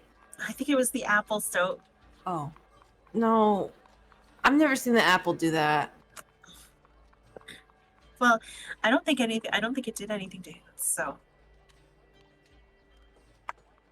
have you seen how pretty he is? Boots? Yeah. Have you given him a bath since he shat all over the tower? He doesn't need a bath. The tower did. I mean, that's kind of true, but like that was a lot of shit. He takes care of himself in bath terms. And I would say, Compton, you're probably in like we're down in the main floor when you're kill the babies. Okay. Yeah. All right. Okay, this is a dumb question, Grim, but I need you to just be honest with me. I remember rolling to tell me what my drugs do. The first And I one know you that did. they're gonna give me, yeah, Yeah. no, I know, Yeah. right, and it's gonna give me advantage on intelligence checks. Mm-hmm. Is my drug knowledge also gonna tell me what my come down's gonna be like? I don't recall us talking about No, that. we didn't. You did roll super high on it. You did roll really high. You've heard about this. When you come off the high, if you're gonna feel like real slow, like muddled. For how long? With that, it's gonna depend on your Constitution check. Does sleeping help? Is it one of those things where it's like you're gonna feel like shit, you take a nap, you feel so much better? Orange juice is good for you, hydrate. Okay. Yeah, definitely. It's definitely one of those like drugs that's just like, okay, I just need time to like not be doing something right now to calm down. The duration's an hour. Yep. Okay, so while I'm talking to you, inside the lounge, like what people would see Compton doing is sitting there just like contemplating with himself about taking drugs. Just to do it. Just to fucking take drugs. Nobody else is around. He hasn't got the party in a minute. He's just like, oh man, I've got so many fucking drugs. I could just take this drug. It ain't even useful right now, but I mean, we're having a chill day. Nothing's happening today anyways, right? Not getting into no trouble. and then I hear "kill the babies," and I'm like, okay, maybe I don't take some drugs. Fuck. Can I look out a window and see what they're doing? If you made a window, yeah, you could see Stowe all of a sudden like throwing a dagger, and you see a little like imp like just all of a sudden disappearing into the crowd. The only thing that Compton is concerned about, he's gonna watch through the window for this whole thing. The only thing he's worried about is making sure, like, if Stoke gets close, like as if she's leaving the property, then he's gone. But outside of that, it's like not my problem. This is fine. They don't need me. They were doing fine without me before I showed up at the window. They're doing fine now. Okay. Easy enough. Yeah, you're sitting there, and yeah, those two demons poofed into nothingness, and then the other one disappeared into the crowd, and you hear like little screams from the crowd every once in a while. That's fine. That's okay. Reno, we have to go after them. I think it'll be okay. They're not hurting anybody. Look at them. You remember there's only one left because the student killed one and then Stoke killed the other one. It's little. Do you want me to kill it? I can kill it. I mean, no. Did you want some apple? I still have, like, the rest of it. Nope. I've had enough demon babies for one day. Well, just don't look around. Like, are there any students nearby? Yeah, there's one who's like holding the other one. What happened? Where did it come from? I don't know. I was just there. And then this little demon baby jumped on my back and was riding me like a horse. Don't worry. I got it. You're okay. Ooh, that's a deep cut. That's a deep cut. We should probably get that look at it. It hurts so bad. So it's gonna walk up. Do you guys want some apple? I got Message in some Stoke's leftover. head immediately as she opens her mouth towards these other fucking students. Says, Dad Compton's watching. Absolutely motherfucking not. Come back to the tower. I would. If you have some, honestly, I'm a little peckish. I missed breakfast this morning. No, Reno will step in between them and be like, "Hey, you got a cut? I can help you with that." Oh, okay, and some apple too. That would be nice. Nope. That apple's bad. Oh, why would you offer it to us then? Well, it's gonna... She likes it. She's an asshole. From the tower. All They're right. not bad. So eats another slice on their way back because Compton told her to go back to the stupid tower. Give me a second. Luckily, you only I made a don't like little let me have piece. any fun today. Hey, I'm gonna cure wounds on this kid's cut though that he got from the demon baby. Okay. I'm pretty sure Simon's so glad he's not with us. Let's see.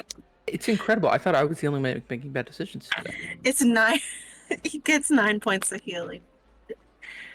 All right. Is there anyone you don't like within 30 feet of you, Stowe? Compton telling me not to. Compton, make me a Constitution saving throw. Cool. Making me come back to the tower. He bought me a stupid outfit, and I don't get to wear my cloaks anymore. Oh my god. 13. 13. What is your save on your battle techniques? So Okay. I have this written down. Sorry. 14. Cool. I like that. all of a sudden you see as fleas start to skitter out of your clothes, Compton, and then they start to bite you all over, and you're gonna take 1 point of poison damage. And roll me a d4. And we're gonna say 2 is south, so that you'll walk directly into the wall, and then based off of that. So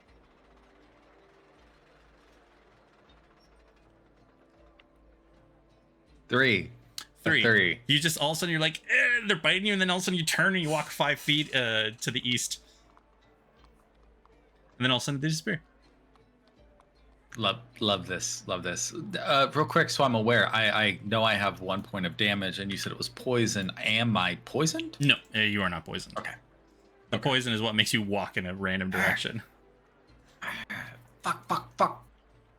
God damn it! What the fuck? I just took a bath.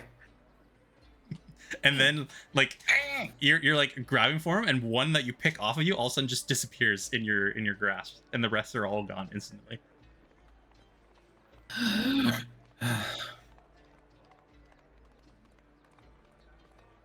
I don't know what I did to deserve any of this. Been a good man. I've been honest. I've been truthful. I've always made sure that people is looked out for, and then now people are sick of magic fleas on me for no fucking reason. This is cool. I love it here. And with that, we're gonna go over to Simon. Simon. Sitting down in front of this individual as he sets out a chessboard. And he just starts moving his piece. Doesn't say a word to you.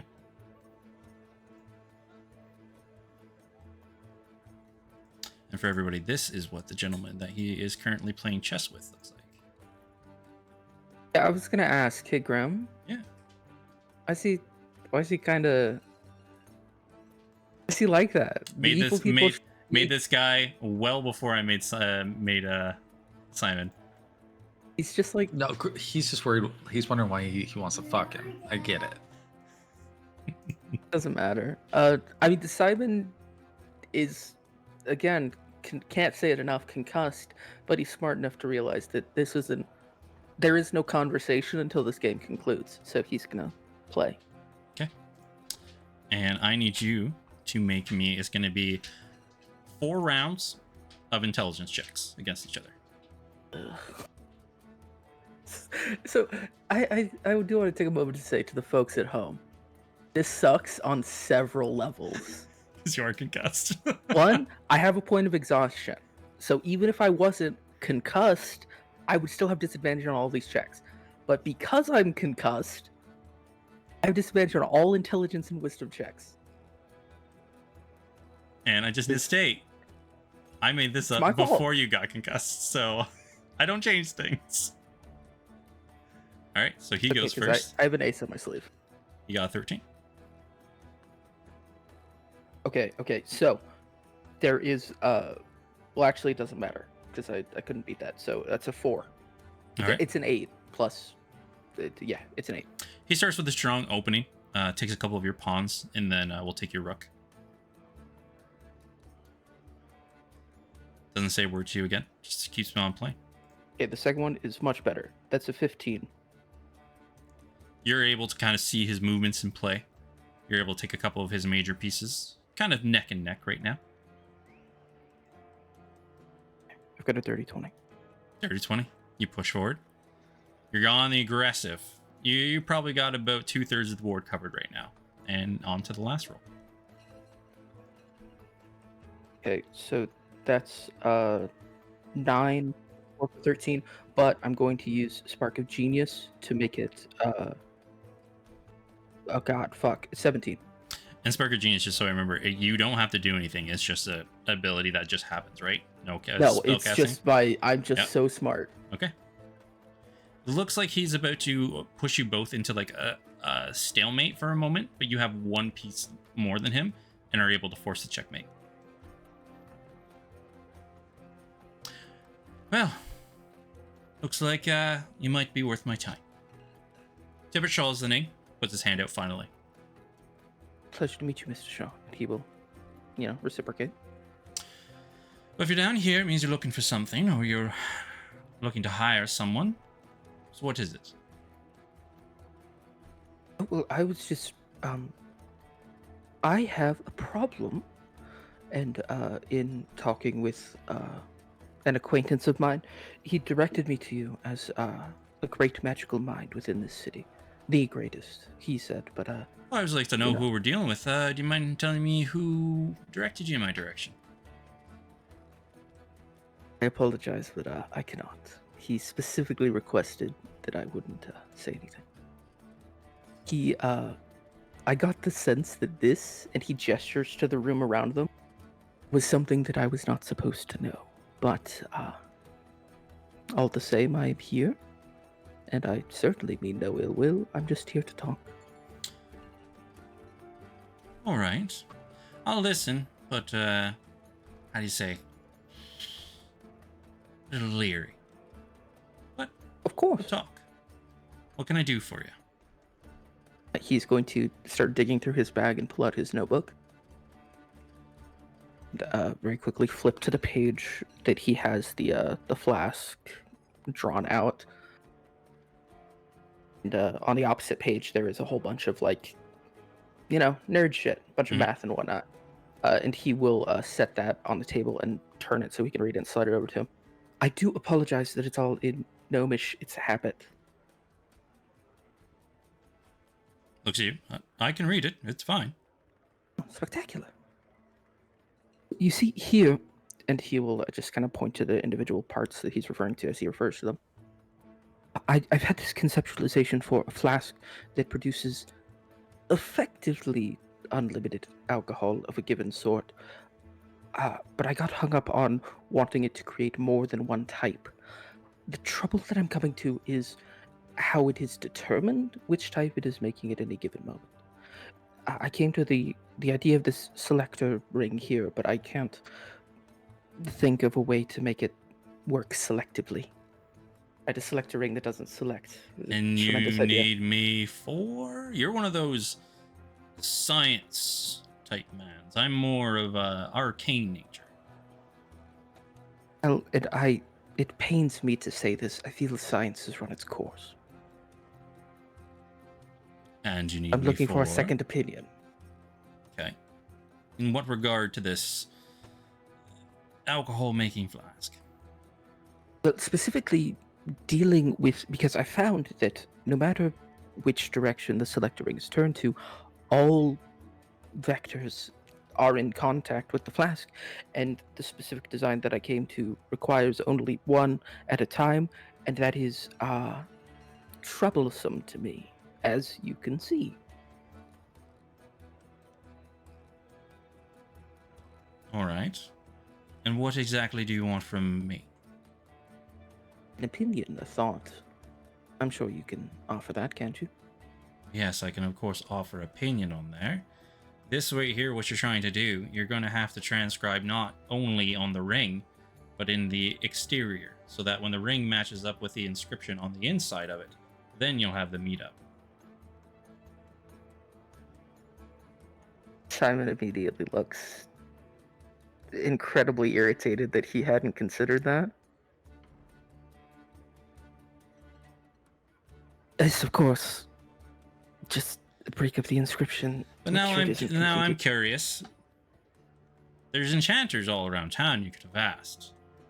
You come down into here to ask it an enchanting question. Is that all you were looking for?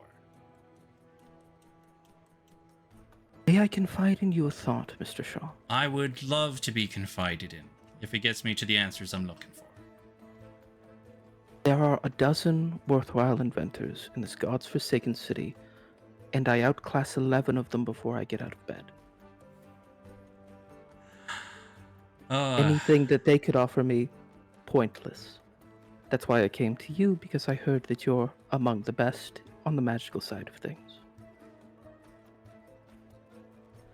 All right. And let's say for that type of information, let's say 75 gold pieces. That's a little steep, don't you think? Well, it's the information you wanted, wasn't it? I did the job that you asked for. What about this? An exchange of services. You offered me the invaluable service of your opinion, and I'm very grateful for that. But I'm useful for other things. Like I said, great inventor. And he will just gesture to Wilhelm. Looks it up. Ah, you got one of those military. All right. Make you a deal.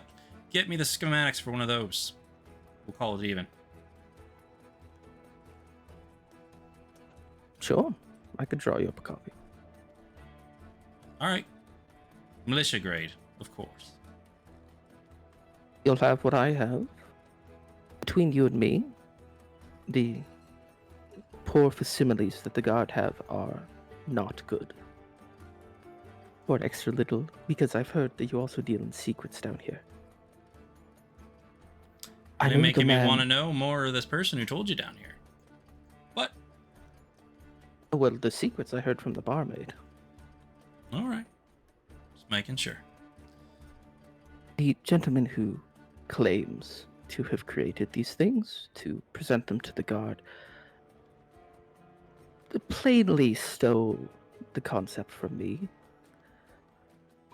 But to my knowledge, and given this might not be correct, he may have consulted with greater minds, not that it's a high bar for him, to resolve this issue. But if you look, and he will kind of gesture for Wilhelm to step forward.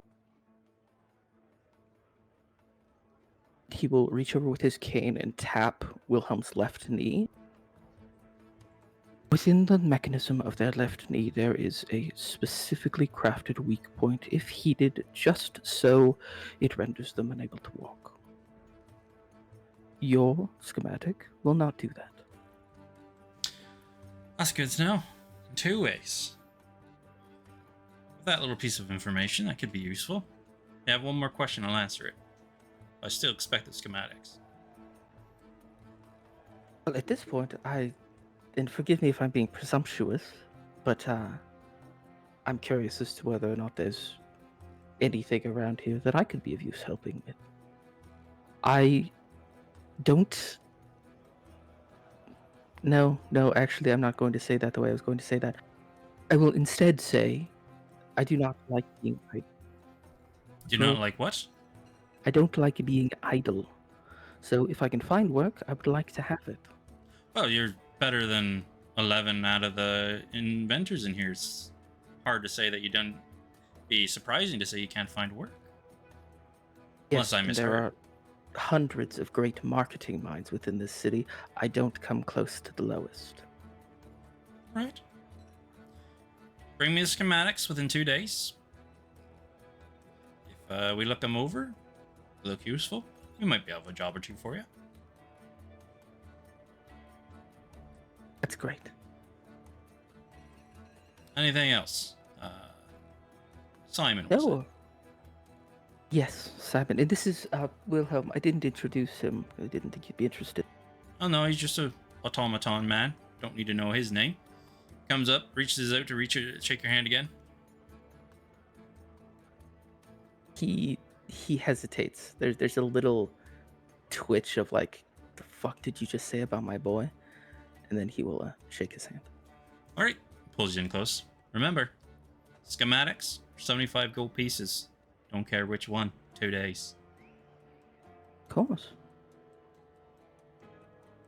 Let's I will go. not waste any more of your time. I'll be out. And he will finish his drink and just set the glass on the table and leave. All right, and you'll see he starts to reset back up the pieces.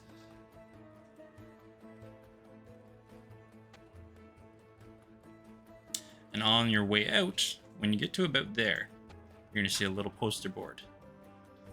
You're going to see some drawings of some individuals that can't quite put your finger on, but if you're looking at it in the right mind sense, some of them may match the appearance of some of the individuals, you know, and then there's like this monstrous individual. Does one of them have like the hair that I would recognize, the very big hair? No, the hair, that's what I mean. Like, there's features on them that match up, but like they didn't get the features right. Like Compton's very poofy hair isn't there. The elven woman does not have blue hair on it. But it's a human man, an elven woman, and a very tiny maybe gnome. human. A gnome. Okay. A gnomish female. Yep. Great, spectacular. He will make note of that. All right. You're able to head up out the bar and find your way out of Low Shore. And with that, it's 10 o'clock, everybody, so we're going to take a small break. Woohoo! So everybody here, get up, stretch your legs, go have a drink. As yeah, do what you need to do, which includes doo-doo. So do whatever you want to do. We will be back in 15 minutes, and we'll continue on the adventure from there, everybody. Bye bye. Doo doo penis. Dodo penis. Bye. Bye.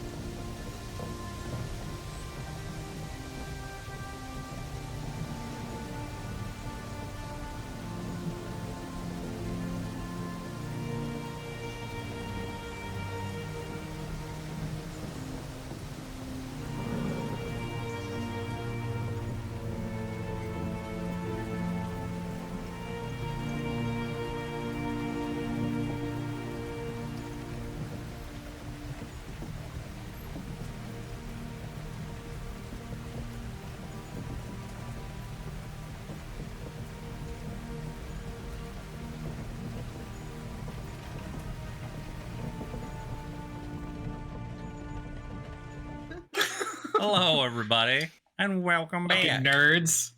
Oh, God. So, we are going to come back, starting off with Stoat, Reyna, and Compton. Back at the Hall of Wonders. How the fuck you think you're just gonna walk up to some random students and offer them some fucking apple? You saw that? Yeah, I was watching you the whole time. You also summoned some fucking what looked to be maybe demons out the ground. I didn't. That was the students that did that. That was surely not the students that did that. I still have 2 pieces Certainly of the apple. apple. Compton. Do you? I'm hungry. Oh, here you go. Okay. Compton eats a piece of apple. Right here in the tower. It's your tower. Reyna?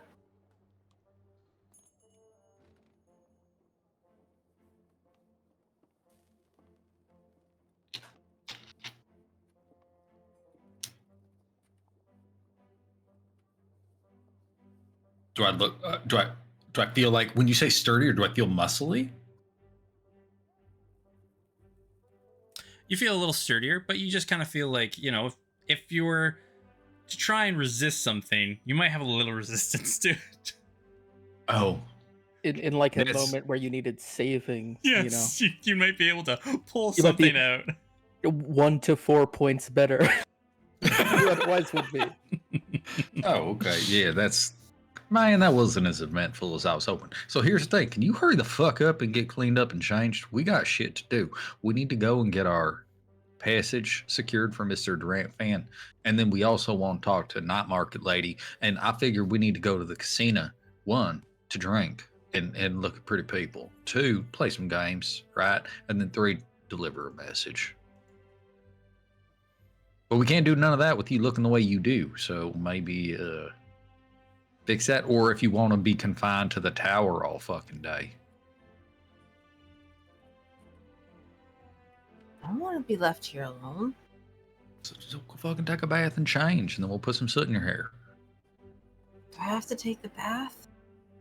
Stoke, for the sanity of everybody you walk past, please take a bath. We need to get you on at least a weekly schedule. Just one. Fine. Hands you the other Like- slice of the apple. I do think getting rid of these cloaks is gonna help. But okay, we was talking about this. You don't bathe with the cloaks on, right? No. I'm just making sure, because we was thinking about it. Like, it could have been true based on. I'm gonna reach out and just randomly grab like a number of layers and lift. Do they come apart? Some do, some don't. But like as you like touch it, it has like that oily grunt. Like, when you take something that is completely covered in grunge and you rub your hand against it and it kind of like starts to pile up, right? You grab the cloak and that's kind of what happens. When you pick it up, your fingers are like coated. You look away and you have like brown smudges on your fingertips. I show it to her. Like, look, I'm almost certain you are flammable at this point.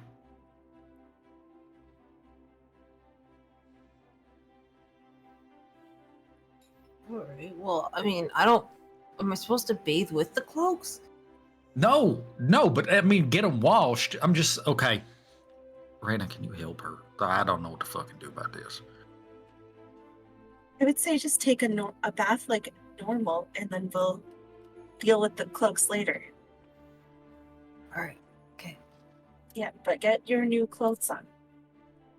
Real fast, this is so fucking important. Do you have like any kind of, I don't know, spiritual, emotional connection to these cloaks in particular? For no reason whatsoever by asking Mine. that.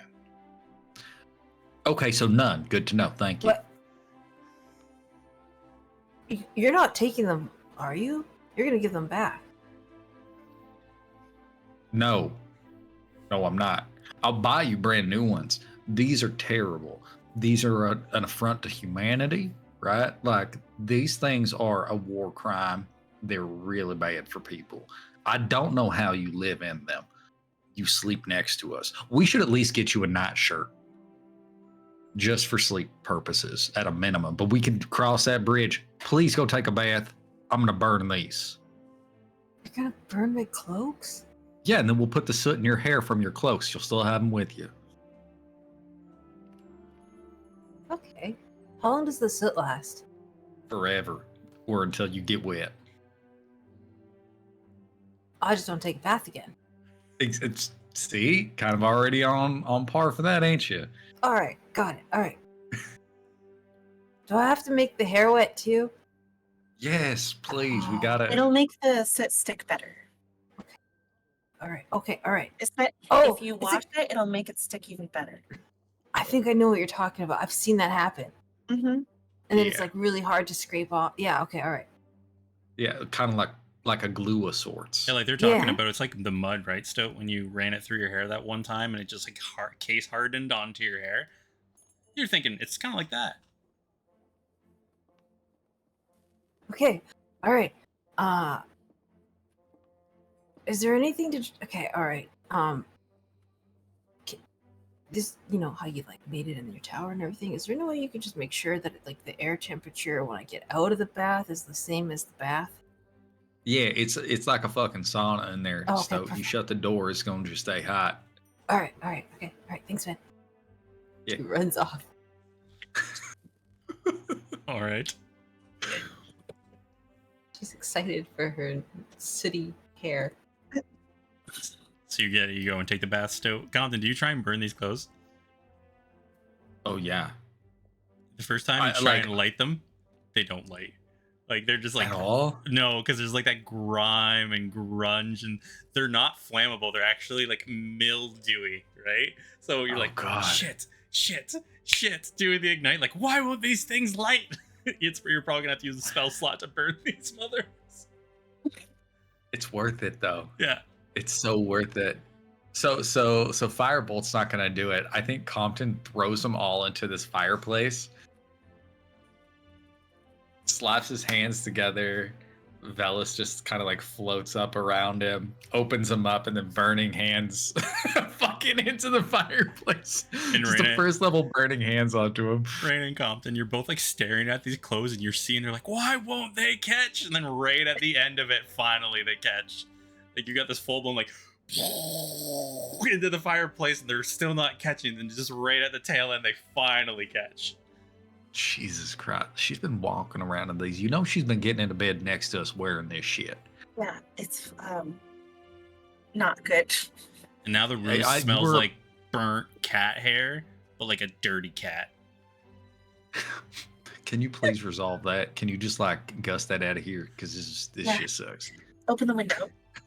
Yeah. the front door's propped open, the windows are out. Compton's got his hat off. He's just trying There's to just fucking like a get it solid Yeah. like wind. It's And just even- going out. You even see Hoots like for like a moment, just like trying not to puke. And he's an owl. He's supposed to do that. Not this way. out. I don't think you know how owls work, and it's starting to concern me a little bit about your companion. Well, he's just, he does a pellet afterwards. That's how it goes.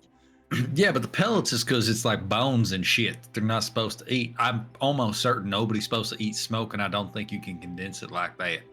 And so, do you actually take like a bath? Do you actually bathe, or do you just sit in the water? Oh, she just makes bubbles and whatnot in the water.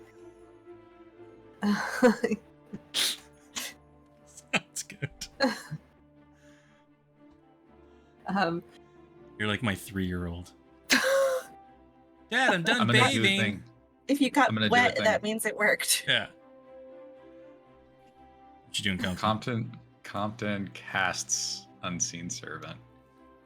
Oh, to And scrub, pellet. I go. scrub Stoat. No, I'm not even gonna say that. I'm just gonna say, hey, first, just go up there and grab a bucket, just douse her with water. Just chuck it at her. Not the bucket, the water in the bucket. It's able to do that, right? It's, Oh, no, it's light 100%. enough. Yeah, yeah. It's, Yeah, okay. I'm just imagining, like, in Beauty and the Beast, like when the products come to life and are like scrubbing her, scrubbing down Beast and doing all that stuff. All of a sudden, Stoat, you're there and you see like a brush come up, like, on you, and then another bucket like starts to dump over top of you, and then you feel like this little like loop like rubbing into you deeply. Okay, all right. Doesn't feel so bad on the back. Okay. I Giant love this so comb much. comes and just tries to run through your hair, and it's like 1, 2, 3, trying to get through the knots. Compton! let go and let God, Stoat. Don't fight it. It's only worse. And you feel, Compton, this is very taxing on your magical energy of this conjuration trying to get this done. Yeah, I'm chilling on the couch downstairs, being like, somebody's got to fucking clean this kid. Well, I think we're not expecting to like run into. If I wear just like normal street clothes today, right? You asking me? Yeah. Yeah, okay. Can I be honest with you? My hope, my goal, my dream at this point is to stay out of fucking trouble, right? Because for whatever reason, we just keep stabbing motherfuckers. Right. Which, in all honesty, I'm not against, except that everybody knows what we look like. So that's part of the problem. And it's exhausting. Yeah. So my thought is go do the stupid shit we gotta do. And then come home and then hang out here for a couple days until we can fucking leave. Okay, great. Or until the ball happens. I'm gonna then put on just the plain sundress that I have then. Very nice. Yeah, but you're able to process through the bath. The stove. These inanimate objects are just coming at you from every which direction. You get scrubbed down. You get processed. The bathtub is like brown by the time you're done.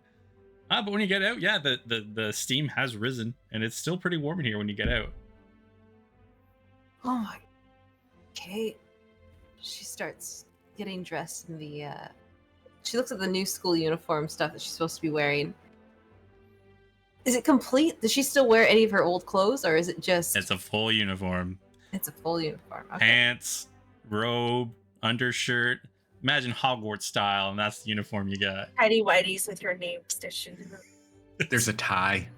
There is. The heck is this strap thing for? Is this a belt? Please put it on as a belt. Yes. Stoat, over top of this all, Stoat puts her old sweater. She comes down. No, your clothes got burned, didn't they? Well, not my sweater, my Gross. clothes. I burned the cloaks. Yeah. Oh, okay. And she fastens the tie around to like sashay her long sweater. Very good. Oh shit, you look so nice, except for that's not gonna work. You can't. I love it. We won't burn it. Unless you wanna. Do you wanna? I don't want to burn this one. Okay, yeah, but we gonna keep it somewhere else. Cause like, no. I need you to look like a student. Also, what the fuck is that? Why are you wearing a tie like a belt? I like it. Is this what the kids are doing? Have I got to that point in my life? I'm just far removed from the fucking current fashion. Don't ask me. God damn it. Okay, yeah. So I guess wear the tie's a belt, but I need you to not wear the sweater. Oh, I get it. It's like an act of rebellion. I remember one time back in Shaw Garden, there's this guy who was from somewhere dangerous, and they sent him to live with his auntie and his uncle in like a mansion. And he went to one of the reform schools by us, the prep schools, and he wore his jacket inside out because he was still meeting the school dress code. But then he was rebelling a bit. That's what you're doing with the tie. I get it. It makes sense. Yeah. Stoat takes the sweater off, and how much colder does she feel without it? Definitely chillier. Like, definitely chillier. If you are actually feeling like the cold creeping in, but not like frozen. So let's say it is Canadian summer at this point. Not middle of summer, but you know beginning when they say it's summertime in Canada and it's not. And it snows over like the late- weekend. It's like late May, so it's still In it June? still might snow. Oh no, it's still and for us it's still June, and they're like, "Hey, it's Yeah. summer."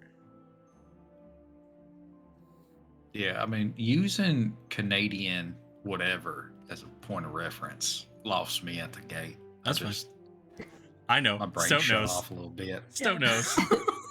And we had frost warnings all the way through May. Yep. You know, you never put a plant in the ground before Memorial Day. Big facts. But that's how you feel right now, Stoat.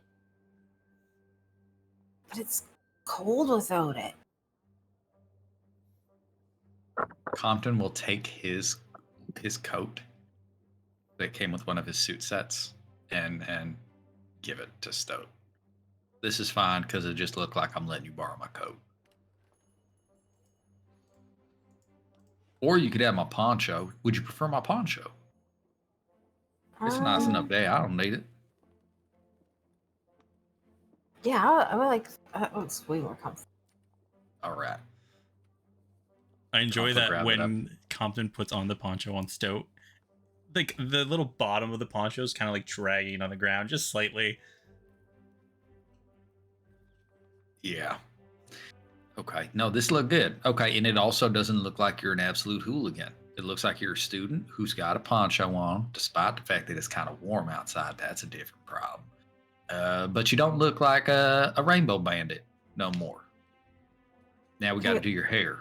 Yeah, before it dries. Come on. What do you mean before it dries? No, we got to, if you put it in there like that, that shit going to get wet. It's going to turn into cement. Yeah. No, dry, dust. Okay, maybe damp. We'll like dust it. The fuck? I can dry it a little bit for you. Please just gust her in the face. Yeah. Well, I'm not gonna dry dust her the face, but I will look at her hair. I'll do a blow dry gusting. I While you love do this, that the gust spell has been used more times as a blow dryer than for anything else. It's utility, man. Oh yeah, It's a cantrip. I can I know. Gotta I use love it. that this is what it's used for. Is a blow Yeah. dryer. All right. Once it's dry enough that it's not. flinter. as long as it's not. Yeah, you're able to go Sop it. through, dry it Oh, yeah. off, put it in the hair, kind of dust it all, and then dye it up. It is distinguishably different, right? Like it is no longer that platinum-esque blonde anymore. It's more. More of like a dirty blonde at this point, right? Yeah. Yeah, like you got the I you mean- got the really the denser parts where you got it kind of mask it in, but you see like where in the hair moves, there's that little undertone of the blonde underneath of it. So it's more of a dirty blonde at this point.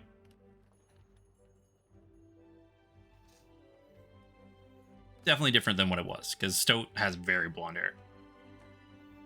Last time they seen you, was your hair braided up or was it down when you it stabbed that man? was braided before I had the bath. All right, let's do something different this time. I mean, maybe just down. Let it air out a bit. That's Okay. fine. Oh, it's real nice too. It's really warm that way. Yeah. Yeah, your neck okay. nice and firm. Yeah, two birds, one stone. Okay, you look great. I think this is good now. I do need you to do me a favor, right? If anybody asks you if you've seen somebody that look a lot like what you used to look like, the easy answer is like, I'm not supposed to talk to police. But don't actually say that because that'll get us into trouble. They start getting all finicky, even though it's true and it's legal to say such things. They get a butt hurt about it. Maybe just look to Raina or myself and we help you out. Don't stab the cops. Unless they start shit. But don't do that. Unless they start shit, right? Okay. Okay. We're going to go to the dock ward. We're going to get us a ship. Okay. Okay. Do you guys want to talk to a night market person just in case? Might as well. Do you think he's Okay. awake during the day? Like I would there? assume he's got a normal fucking job. Well, why would he Right. need one if he's got a night job? Because that's how I don't know what the right word for illicit behaviors were, because you still had to have a front, right? Okay, let's just go then. Ready? So as you all head out into the streets, Simon, what are you doing? Simon's celebrating, man. He's gonna go get ice cream. Easy enough. Simon goes and gets ice cream. Is there anything else you want to do, Simon? I will say he's gonna hang out for most of the day, but he will round it out by popping into his favorite place, which is the Filthy Flask. Okay. So he's just kind of bumming around until then. Are you waiting for the rest, or are you going to do your own thing? I just think that like Simon goes to the Filthy Flask, and that's where he is for the rest of this, and we just happen to meet up if they end up at the Filthy Flask. No, that's perfectly fine. Okay. So we'll go back to the rest of the group.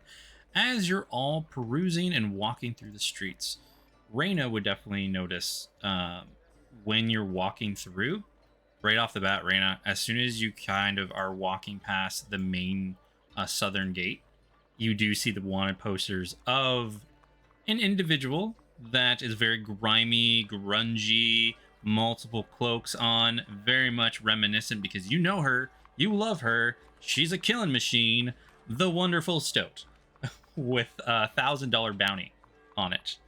But Stoat, clean, hair down, not wearing multiple cloaks, looks like a small halfling / small humanoid that just goes to school.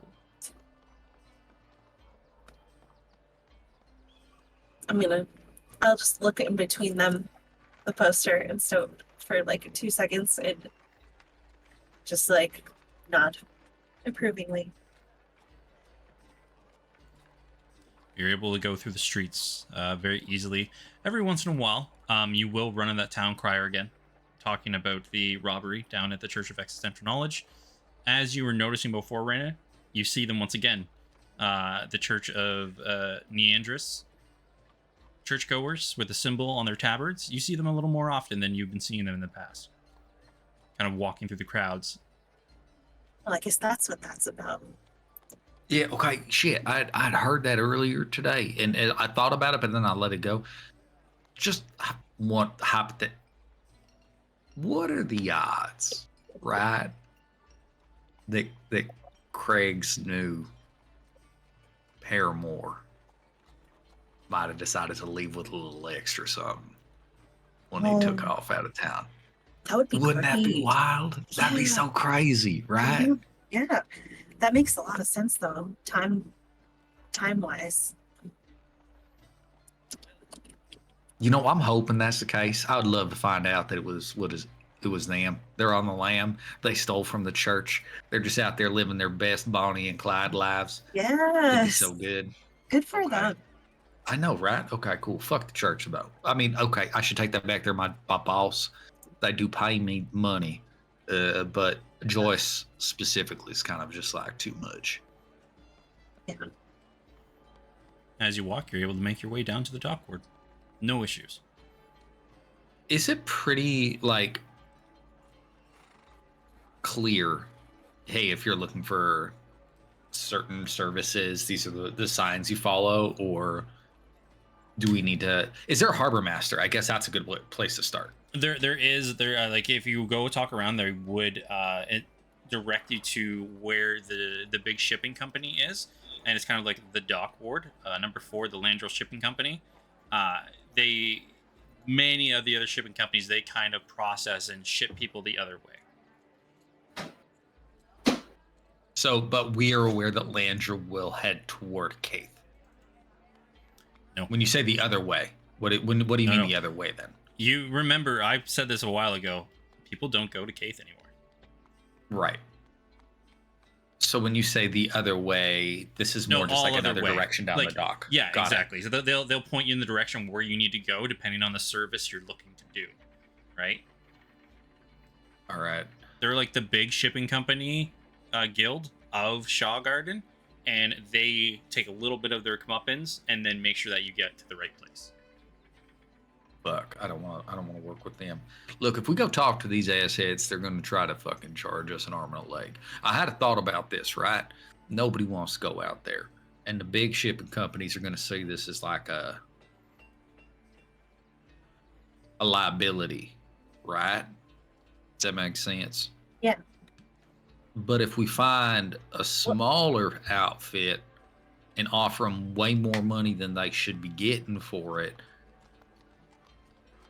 risk versus reward, you know what I mean? Yeah. Conference they- time. A big Go shipping ahead. company won't want to go to Kate anyway. Yeah, there's just nothing in Well, it. and there's no reason for them to even take. Like, we'd have to pay a lot, I think. Yeah. Yeah, no. Okay. Is there any way from Compton's experience growing up on the docks and things like that, can I find the harbor master instead of the shipping company? Is this possible? You can roll me a persuasion check. Kind of help yourself Persuasion? guide your way through the crowd and figure out where you're going. Okay, 16 and 8. You're able to find the harbor 24. master. Very well dressed individual. You see him. He's kind of has a board, and he's like almost planning out the day of who's going to be coming in where. Because when you look out into the bay, you see there are ships that are docked currently out in the bay, and you can tell he's like processing who's going to come in when, flag out, everything like that. And he's very busy all around trying to get the boats in and out all day. All right. I'm going to approach him and say, hi, excuse me, sir. I know you are incredibly busy. I do have a question if you mind. Yes. How may I help you? Yes.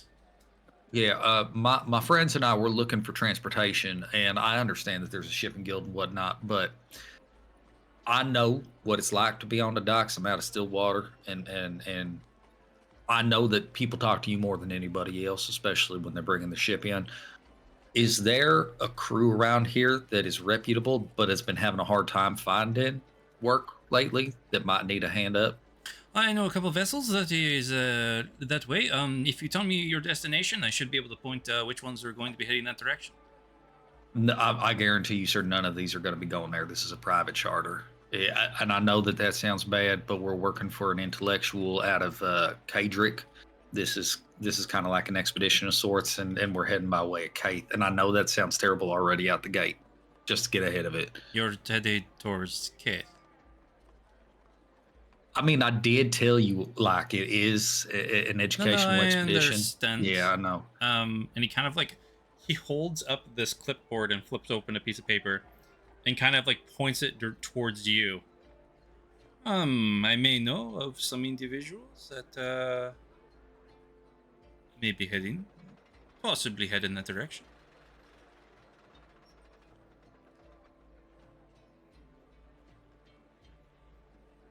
Compton's thinking, what's a harbor master's wages, roughly? How much do they make?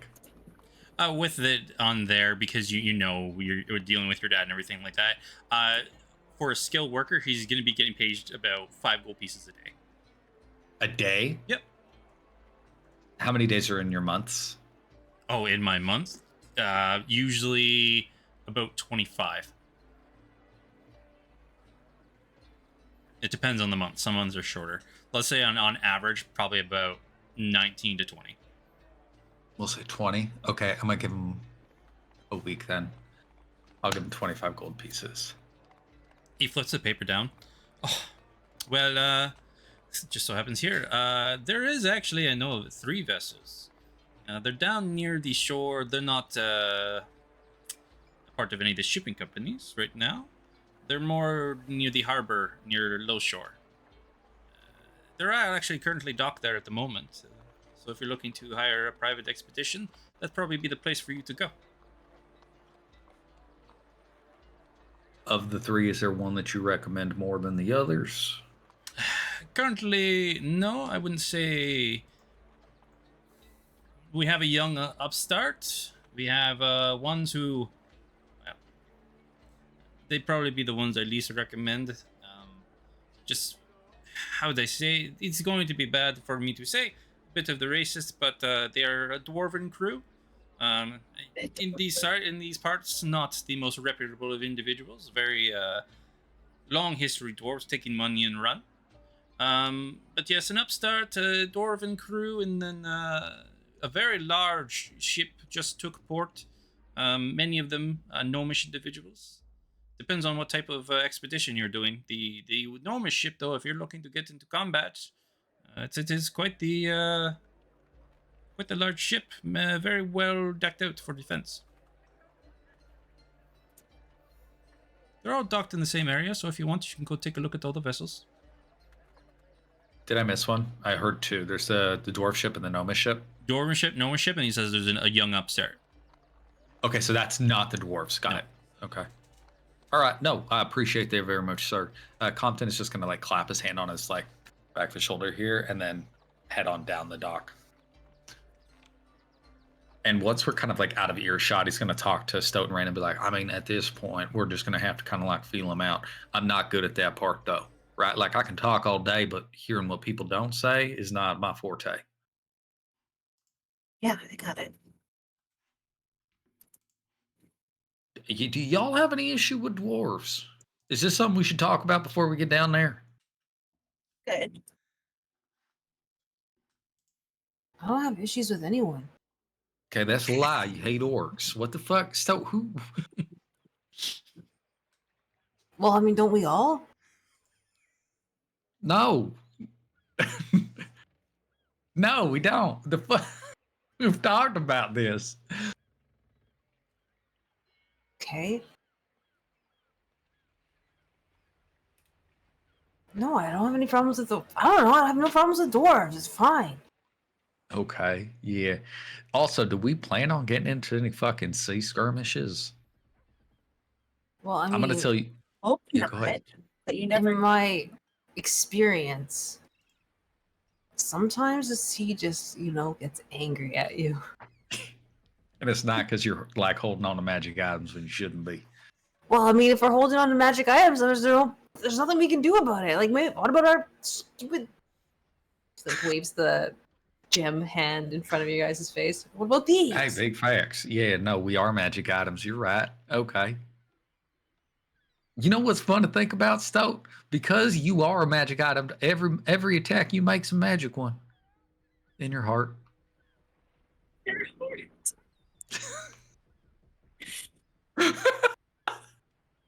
Listen, all right. Let's get back to the task at hand. I'm going to tell you right now, my money is on the big ass fucking boat because big ass boats is harder to sink, right? And I don't really want to even be doing any of this. But I also know that a big ass boat's going to be real big ass expensive, and that kind of sucks. So I feel like I have a impartial decision making at this point is on y'all because I definitely just don't want to drown.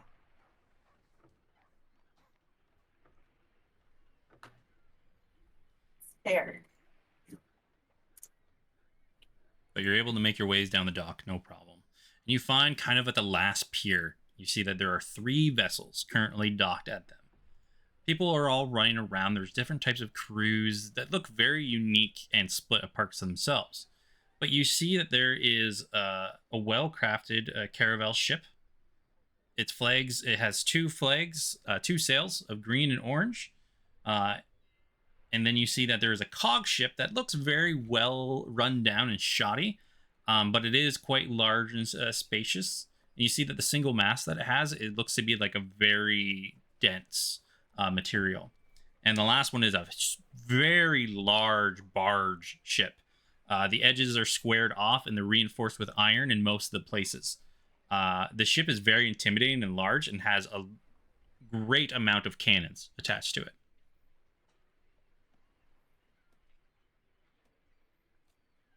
Can I ask I'm a dumb person in the real world question? Yeah. What's a cog ship? Actually, I was Googling ships today. Sorry. I imagine it's got a big like water wheel or something, right? No. Actually, it's not. All it is just, it's a nice ship. I will copy and paste this for you all. to show you, but it is just like the standard ships you would see with the pirate ships, but it's just a single mast. Boop, boop. That's what a cog ship looks like, right there. COG, if anybody wants to look it up, a cog ship.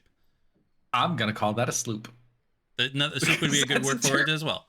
Yep. Because that's a term I know. Yep. Okay. All right. Well. If anybody wants to do anything right now before they go and approach any of these, they can.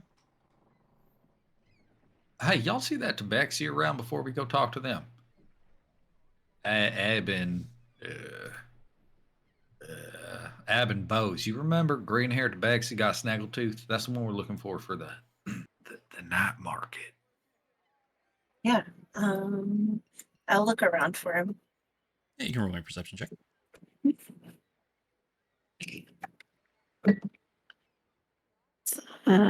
17.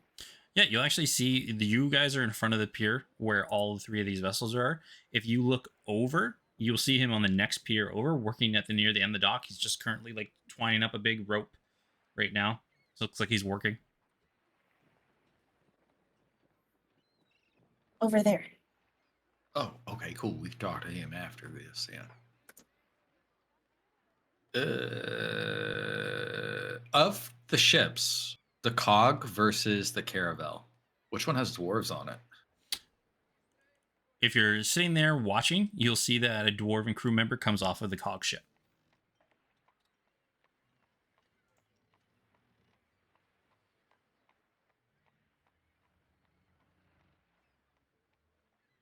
We have no idea if Durant is racist, huh? Roll me a history check.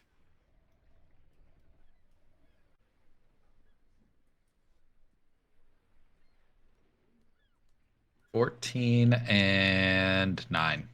23. It would be a good guess that Durant, it probably isn't racist to dwarves, because the reason why a lot of people here do not like dwarves is because of the ancient history. It's more of like a bigotism that people don't even have a reason to right now. That the dwarves during the War of the Thrones, all the dwarves were like the master craftsmen teaching the human races how to build like amazing things, right? But when the War of the Throne happened, they completely left this area and went back to the mountain area. So the races here are just kind of still jaded that all the doors left, just completely picked everything up and then left us to ourselves. And people were like, why are you racist? Because my dad said so. Well, why is your dad racist against dwarves? Because my grandpa said so.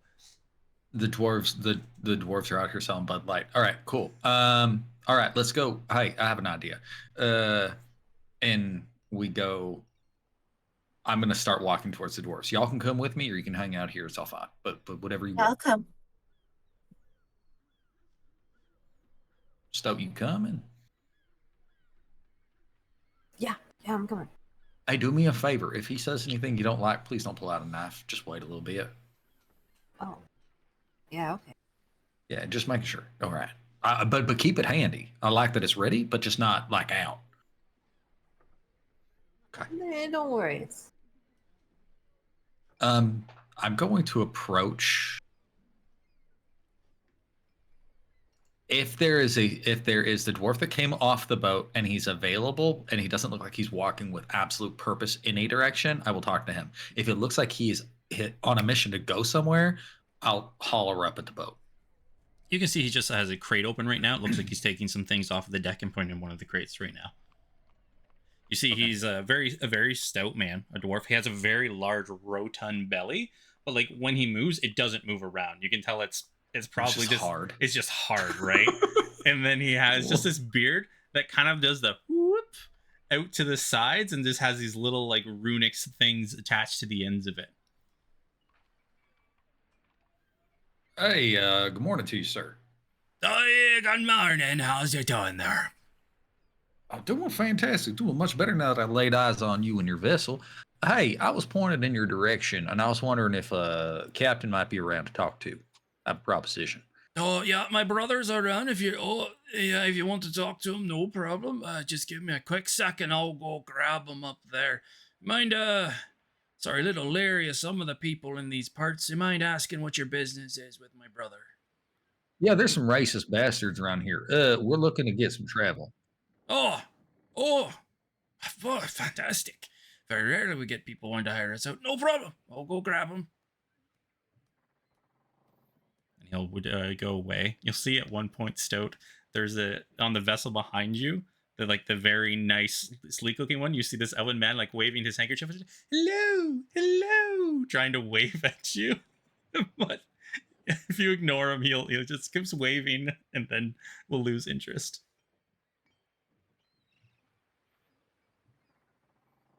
Yeah, so it's just giving him the eyes like, what? She just kind of wants to hide now. Yeah, you'll see as he's like waving and he's just like, hello, and it's like does that. You'll see this half orchestra gentleman comes up, grabs him by the shoulder, and just like pulls him away from the edge. And Raina, you will notice who comes off the ship. It's Gordrin.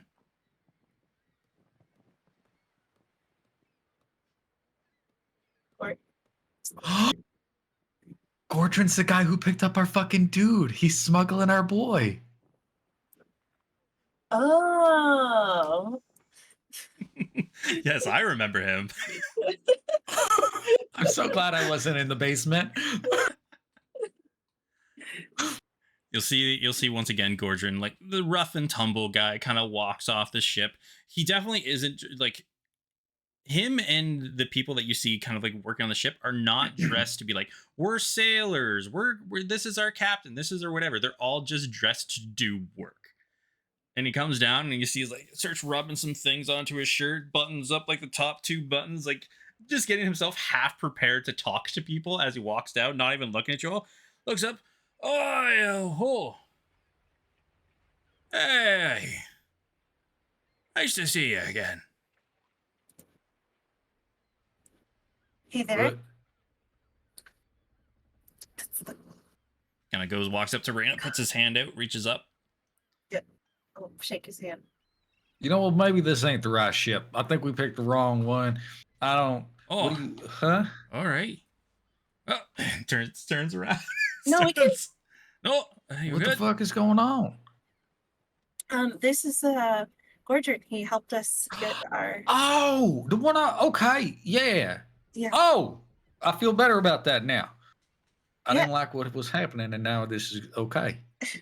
Oh no, no, maybe no. No. Look at mean, no. not As gonna soon say as, no outright, as soon as Raina says like- no, he's like no. Oh, okay. Hold on a second. Actually, that's great. We done business. Okay. Sorry, my name's Compton Weller. I put my hand out to him. Oh, rubs his pants after he shakes Raina's hand and then goes out to reach your hand again. Yeah, no, I actually was one who got the message from our mutual friend to have you pick up. Oh yeah, Resto. And then you see his brother smacks him in the back of the head. I mean, yeah. Yeah, don't do that. Like I learned. Yeah. Okay. Do you want to? Can we talk on board your ship where there's less ears? No, of course, yeah. Just come up. We'll have the cook grab you some things. Sit down. We'll pull up a table up on the top deck, and we can talk business and all that stuff there. Right? That's what we do. He looks at his brother. His brother nods. He's like, yeah. Does Gordrin walk away before the brother walks away? Yeah. Okay. The I'm gonna brother look at and be stands there, and he's waiting for you all to get on the ship.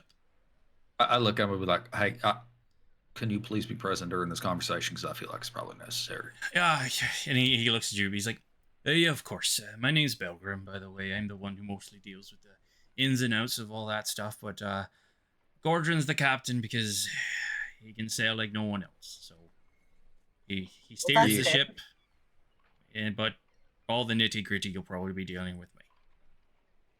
Fantastic. Belgrim? Belgrim is my name, yeah. Yeah, fantastic. BLG, yeah. I'll type it out for you. Thank you so much. Compton Weller. We'll talk about that on board. And just, I'm going to warn you right now, if you see an individual kind of matching our appearance a little bit, he's our other brother, Morgus. He's mostly going to be looking over the maps and everything like that. When he's looking at the maps, don't approach him. He's a very jumpy individual.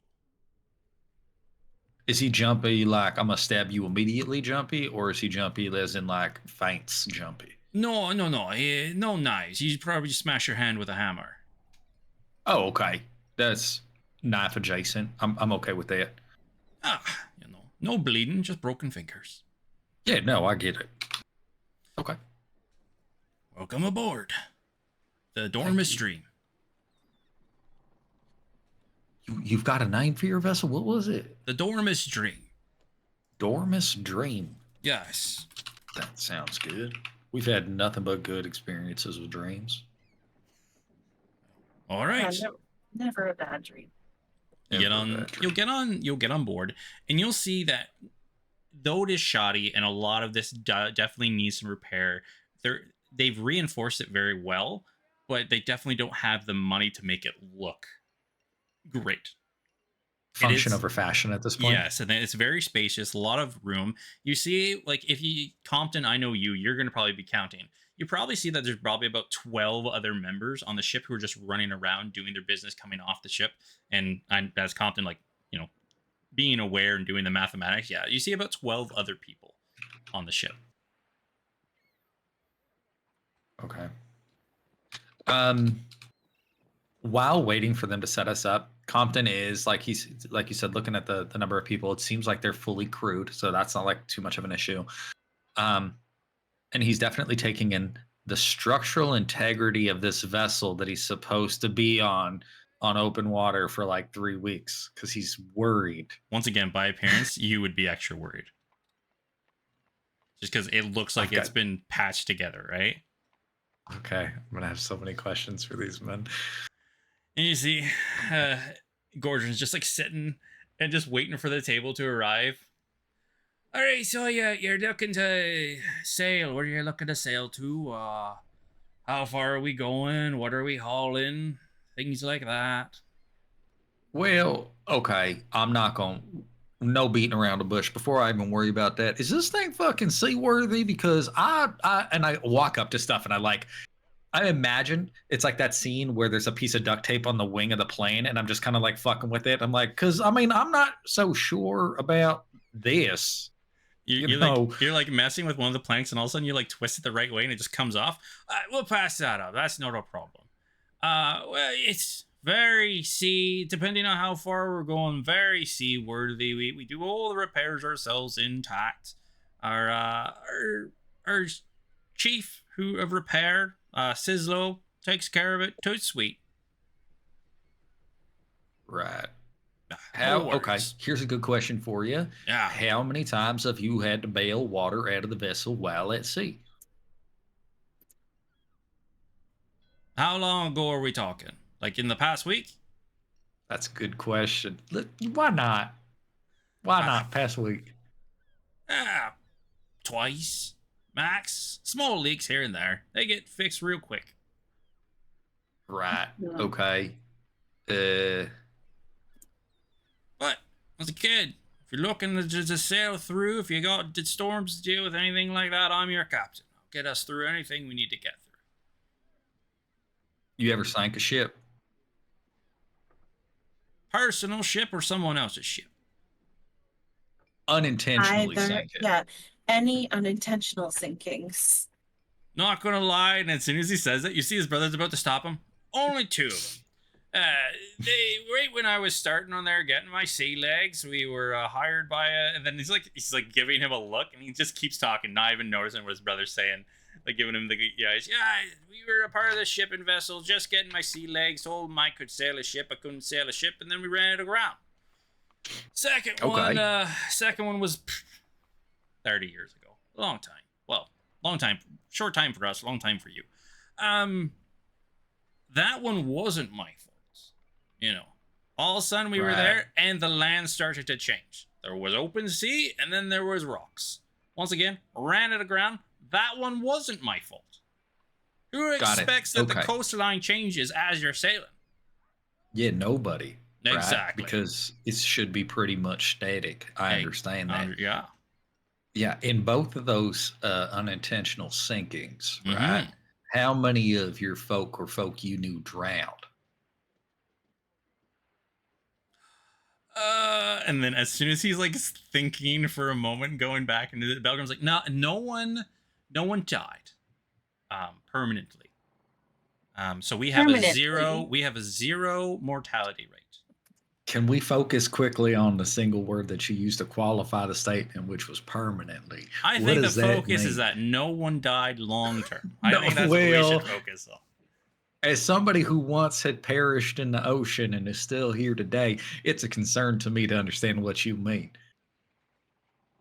We had an individual who was on the front of the ship when we ran aground the second time, and he was skewered by a large rock. But Oh, but he didn't drown. no, he didn't drown. He ran aboard.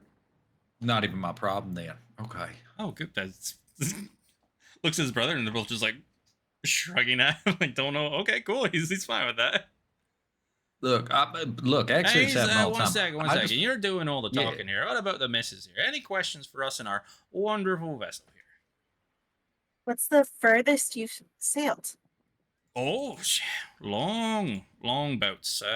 In this ship in particular, the longest we would have sailed last time, right near the Iron Vale garrison. We were doing some dropping off some supplies in that direction. Okay. What number of days longest voyage at sea without incident?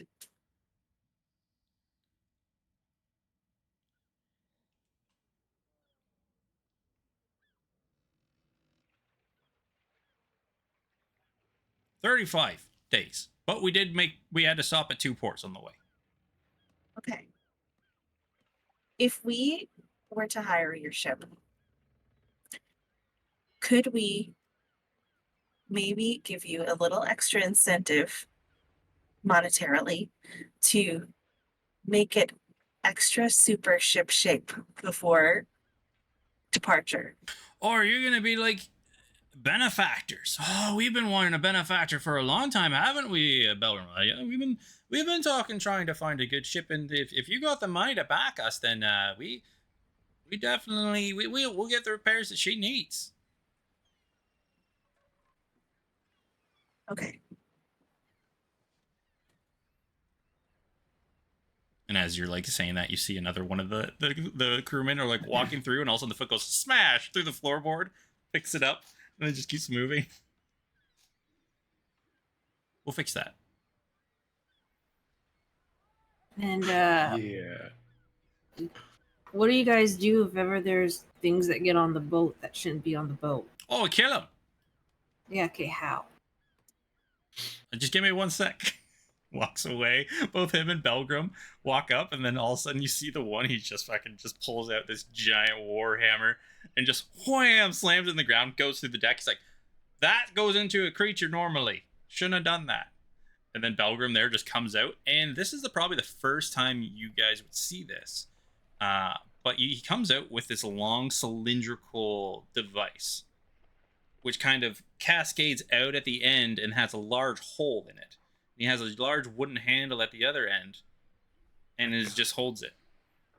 It's like, this is. I like to call this my boomstick. Look, I'm gonna go out on a limb here because it goes boom, right? Exactly. Can you? Okay, not right now, but later I'd love to see it. Not right now, though. Yeah, no, I wasn't gonna do it. Okay, I was just making sure because some folk get excited. Now, I would get excited if somebody wants to see me do magic and shoot fire. I'd be like, okay, so like, I can. No, it's very limited. I have very limited resources until we can get back to Dern for a resupply. So right now, I got what I got. And then as he's saying that, his brother looks down and go, sorry, as he yells down where his warhammer went through the ground.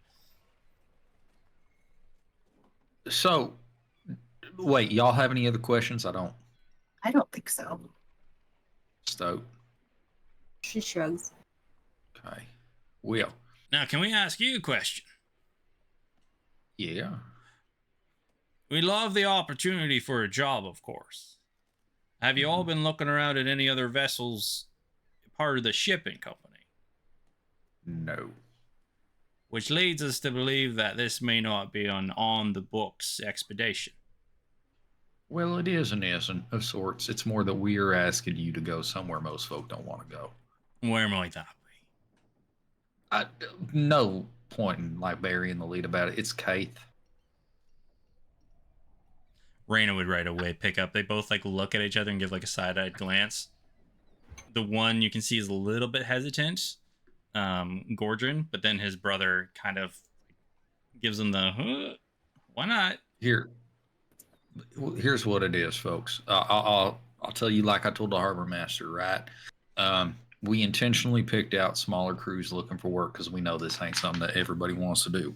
And in terms of risk reward, large and shipping companies, they ain't give a fuck, right? They can make enough doing something safe, and there's just more in it for y'all, right?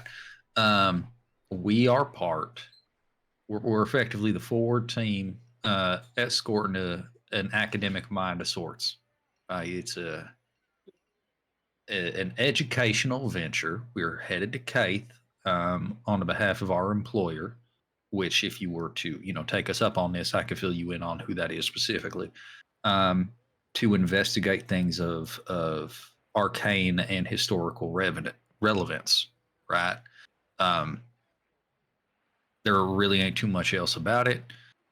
He's an old man who has things he wants to learn, and we've been conscripted into his service to help him achieve those goals. He's wealthy and he's powerful, and he's pretty well known around pretty much everywhere.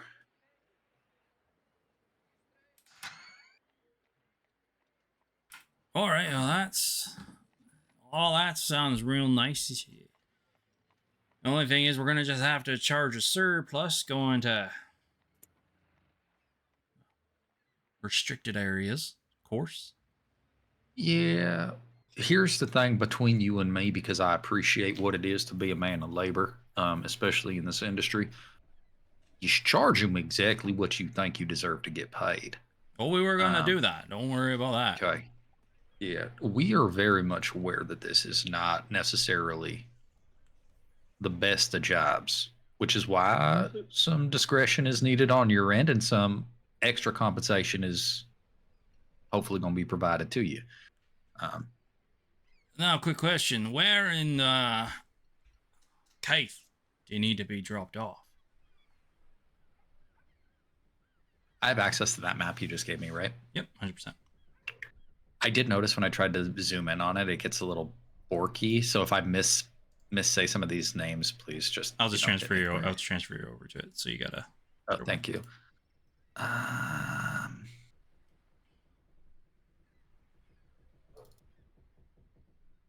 Ran by nobility, ostracized from Kinnelin.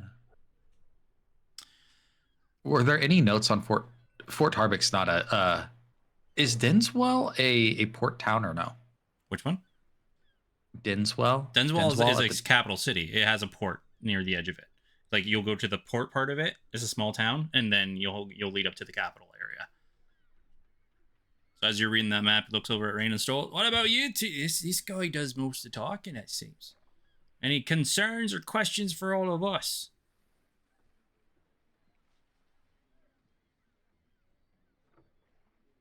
I think I've asked everything I need to. Short and sweet, I like it. Well, you kind of stuff can you expect on the seas? storms, sea creatures, brigadins, problems like that. Depending on where you all need to get dropped off in Kaith, there might be some other complications, but don't want to scare you unless we got to worry about it.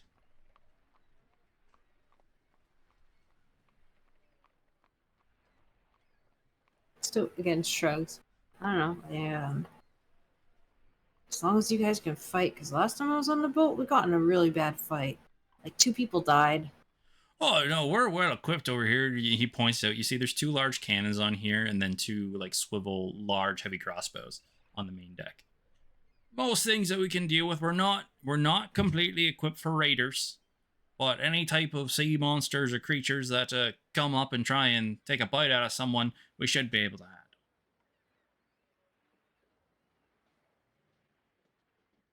Have you ever been to where we need to go? Oh, yeah.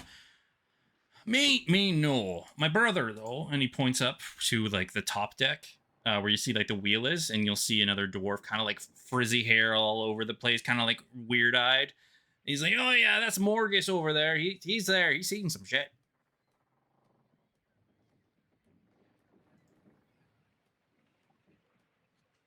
Morgus didn't show off a weapon. No. Well, Morgus isn't a part of the conversation. He's up on the top deck, and he's, like, looking around at everything, all, like, very, very odd.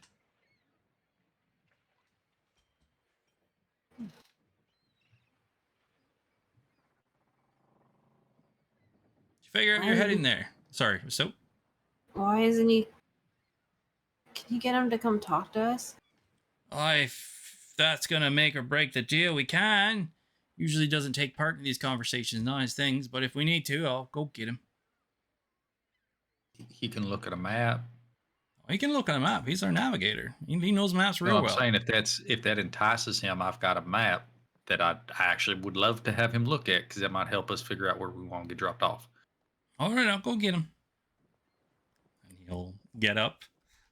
He'll send. You notice that Gordon doesn't move very often.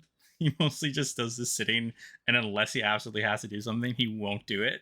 But then you'll see Belgrim gets up, walks up, has like an argument, and you see his brother like pushes him, and he pushes him, and he socks him in the face. He kicks him in the junk, and then they're like hug it out, and then they come back down. I really like this group, guys. We're gonna board with this fucking group. This is great. Belgrim, all right, Harry is here, and here's Marcus. Hi, welcome to meet you. How can I help you? What are we working with here? You can ask your question first, though. I see it in your face. Just checking to see like what you got for if ever we get in a fight. Well, if you didn't tell you, we got 2 cannons right there on both sides, and then we got 2 reversible crossbows that'll spin both of the 360 directions, but you'll be hanging off the boat if you go full 360. Oh. And like when there's no conversation, he's just nodding. Like, what do I need to answer now? Does he look like he's a fighter? Is he thin? Is he compared to the others? He's not as stocky as his brothers. He's much thinner on there, and like he's very always moving, always just like, what do we do now? Why aren't we doing things? That's kind of it, Compton. All right. Hey, Morgus, I hear you're a map man. Oh yeah, hey, yeah, like maps. Got one. Yeah. Yeah. I put on the desk this map that we have of Kate. And say, look, and he just like dives into it. Yeah, question for you. Ah. You see this here inlet that comes off south here of Bainseal Grove? It cuts between Bainseal and Whisper Grove. You see that? Yeah, yeah. Is that saleable? If my brother's involved, it'll be a tight squeeze, but I see no reason why not.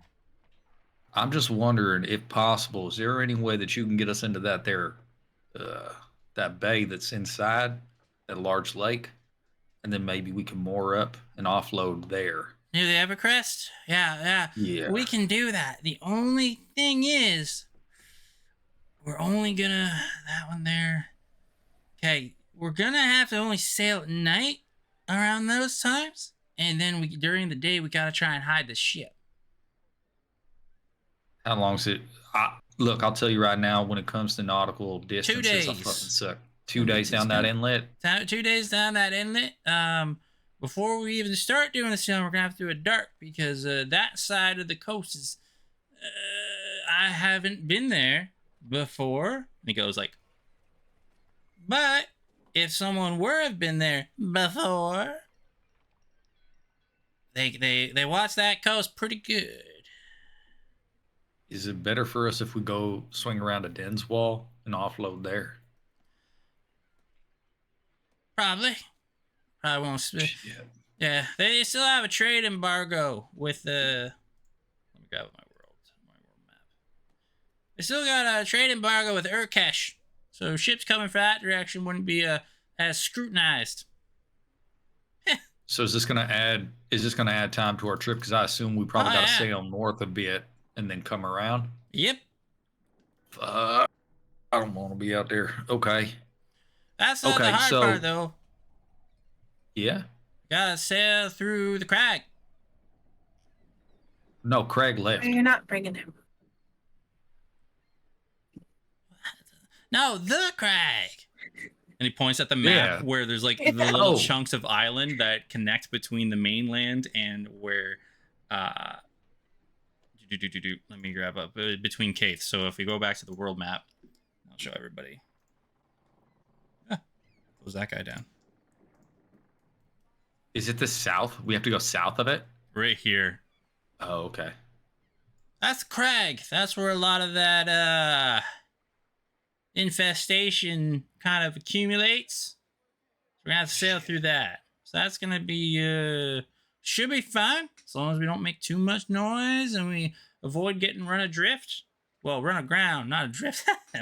run adrift. Be in the ocean. Hypothetically speaking, is this also where land masses just populate at will without warning? Not anymore. That was 30 years ago when that happened to my brother there. Okay. Now they're just set. Hey, Morgus. So if you think your brother has a skill to sail up that inlet, he more than has a skill to get through the crag, right? I get the crag. Hey, it's between me and you all, and it kind of like leans real close to you all. You all aren't like fighting individuals, are you? Despite appearances, yeah, we actually can hold our own. Oh, we're good. Not We can me get through so the crag, much. no problem. If you're all fighting type people, we'll be fine. Oh my God. Okay. Gentlemen, okay. So Compton just kind of stands up from the table. My initial thought about this is I want to contract this to y'all. This is it. I do have to talk to my compatriots here. All right, I Marcus do just have to turns relay around and this walks back. away. Fuck yeah. Okay. He knows the conversation's Uh, done. Marcus is there. Belgram's like, all right, we'll give you a moment, and Belgram walks away, and then Gordon's just like sitting at the table, completely quiet, closes his eyes, just kind of like. If it's okay, we're just gonna step off the boat real quick, have a conversation. Gordon doesn't make a noise. He's just. Compton will usher the gals off the boat. And as soon as we're like out of earshot, I'll be like, okay, well, I mean, if you want to, we can check out the other one. So I'm going to tell you right now, this one feels right. It feels right because of how wrong it is, obviously, but they were honest about fucking everything. They sank 2 boats. A man died speared upon a rock. That's good to know. Yeah. I mean, I feel good about it. Sounds like they have been this way before. I also kind of trust them a little bit more knowing that they work with Nordis. Rexto? Are you guys having Yeah. this like really close to the ship, or are you like having it in the middle of the dock? No, we stepped away from the boat. Oh, okay. So as you're like stepping Yeah. away from the boat, once again, Raina would see it this time again, but you see this like little elven man on another ship, like waving his handkerchief at him again. Very well dressed, has like the full captain's hat on, like, hello there. Just trying to get your guys' attention. He's more obnoxious this time. There is a man who keeps trying to get our attention over there. Can I tell you something? Yeah. Anybody who wants my attention but just does it by hollering at me multiple times can fuck right off. He could just get off the boat and come say hi. The funny part is, Right. if you keep ignoring him, he's gonna do it. He's gonna get off the boat. Like if the only reason he didn't get off the first time because you guys went on to the dwarf boat and we're talking to the dwarves. If you're standing in the middle, if you're having a long conversation, he will start to come down. I think he's gonna do it. I mean, if he does, we'll have to deal with. We'll cross that bridge when we get to it. Look, I think here's the thing. Those guys will die for their ship, right? Yeah. They've been to Caith before. They clearly had a plan if we wanted to go up that inlet. Yeah. They seem to know their way around for sure. I'm looking at Stout, who seems incredulous right now. What's going on, Stout? Yeah, but like, did you see the axe go through the boat? Well, we're Did it gonna sink? help them fix it up first. And it didn't sink. Like, that's a big deal. He put an axe through the boat and it stayed where it was. You want it to be able to take damage. If you hit a boat with an axe and it starts to sink immediately, bad boat. And Reina, Yeah. as Compton is talking, if you look past Compton, you'll see probably about 10 feet away from you all, this man has gotten off the boat and is currently just like waving at you. He doesn't want to interrupt your conversation, but he's making himself known. He's getting closer. You think if he gets close enough, I should just like grab his junk? Um, Just give him a good old still water hello? Did you say this out loud? Just, no. Just quietly. I mean, up to you.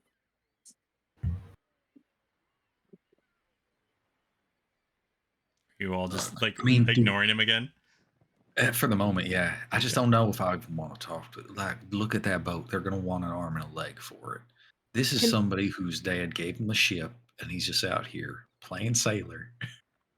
You see, he's waiting for like a lull in the conversation. He's like,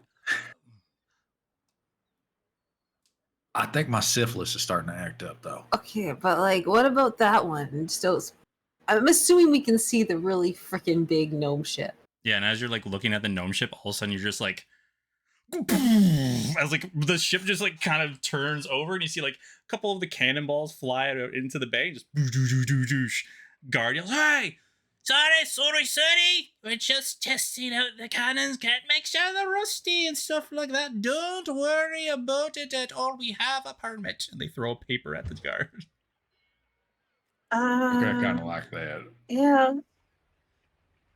And where there's a lull when you're watching, the guy's like, hello, welcome. Are you all looking for a captain and a ship, a vessel?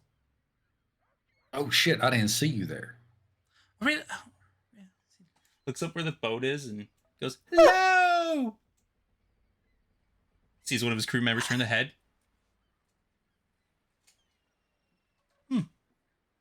I'll try louder next time. Right. What? Hi. What? Oh, I saw you all went on to the other vessel over there, and you got off, so I'm assuming it was not up to your standards. But look at that vessel. I can completely understand. Not like this. And he like on the side of his ship, and you can see like when you look at his boat, there's very little wear and tear on it. It's like a pristine type of vessel. He's like, my name is Erlin Kent, privateer extraordinaire. With my crew, we can get you anywhere.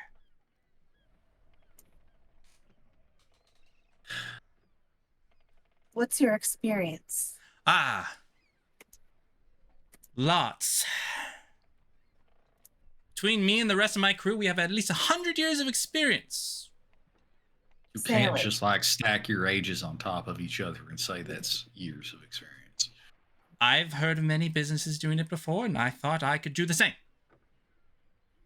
Yeah, well, okay. How many jobs have you had? Including Sailing this vessel. Oh, sailing the vessel. Many jobs then. If it's just sailing the vessel, at least 20. Right. Sometimes I just go up to the coast for a leisurely stroll. Oh, it's a Then- pleasure yacht. But you asked how many times I've sailed the vessel. 20. No, I said jobs sailing the vessel. But then you Right. said that like just taking out the boat, so I thought that was... How many years of experience do you have sailing? We have over 100 years of experience. You personally, Captain. One year. But Can I offer you a suggestion? Here's a good idea. You should hire somebody to do your marketing because you've got energy, but you just don't have the, But see, foundation. and he looks and he points up at like this large, imposing Orcish gentleman in like a wonderful suit. See over there? That's my manservant, Ordell. He has over 30 years of experience sailing vessels.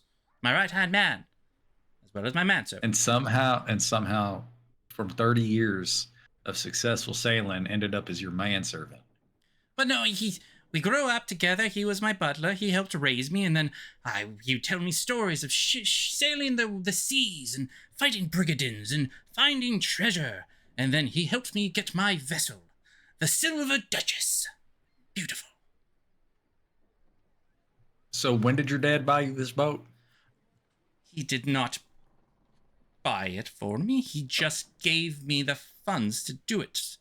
Follow my dreams. Oh, yeah, I get it. He gave you the money to go buy the boat. Yeah, it's so different. I like it. How long ago was that?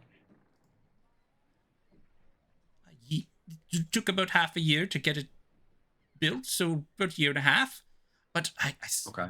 If you give me the opportunity to sail you where you need to go, you will be the maiden voyage of this wonderful ship. And I will make sure that you arrive on the lap of luxury. He always has like this stupid, like, presentatory smile whenever he finishes talking.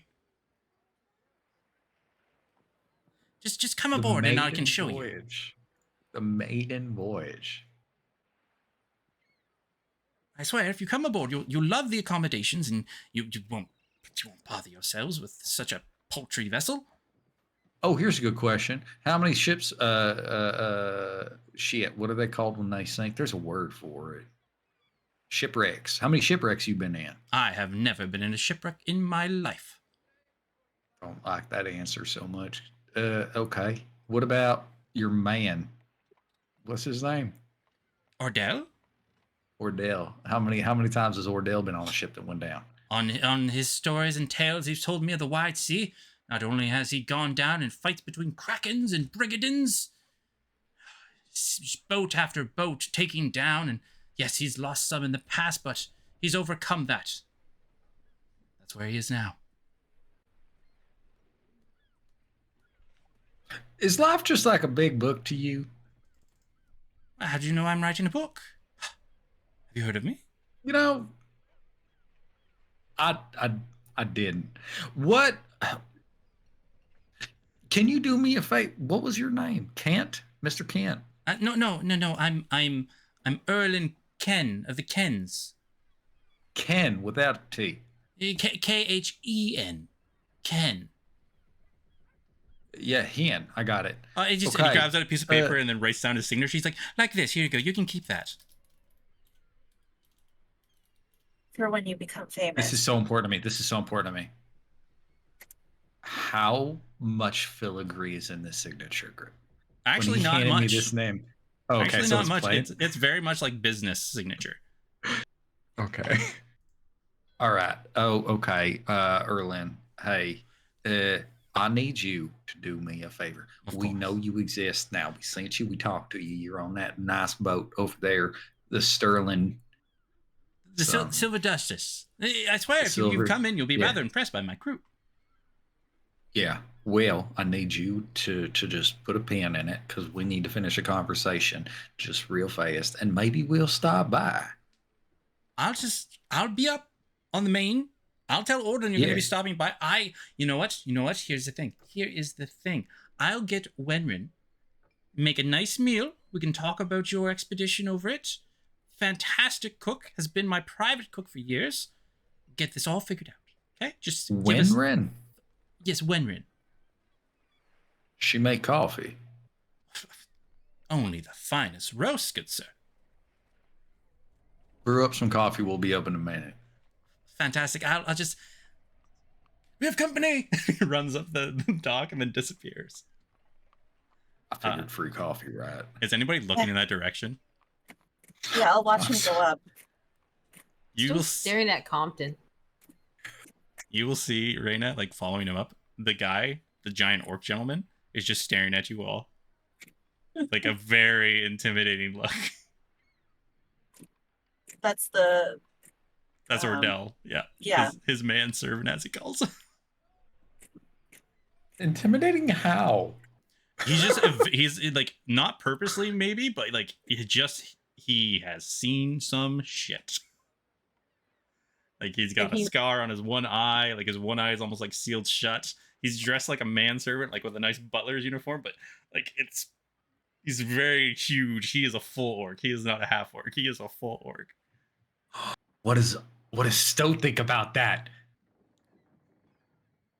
Still staring at Compton. Compton's like, yeah, you know what? Coffee? That sounds good. Stowe's like, the hell? I'm not getting on that ship. You don't have to. I'm taking a free cup of coffee. We should at least look. There's a voice in the ether that tells me we should make sure a dandy sees a magical place like Kate. However, we gotta hear. I don't know. I don't know what to do about the situation. I don't want that one. Cowards.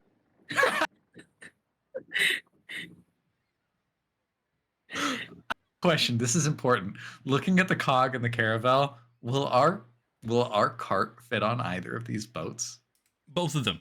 They're all Okay. larger ships, right? They're not the smaller versions of them. These are seafaring long-term vessels. And they can they'll be able to board horses. Okay. Yeah, the cog ship, by the way it looks, should be able to hold the weight. I know how to handle this situation. Hey, you know what we do, right? What if we just make Finn decide? What if I just message him with the stone and say, "Hey, do you want to ride on a functional cog ship with a bunch of dwarfs, or a real fancy caravel with a dandy boy?" And just have him make a decision. What's that? So what? What are you pointing at? What about the one that's got the cannons going off?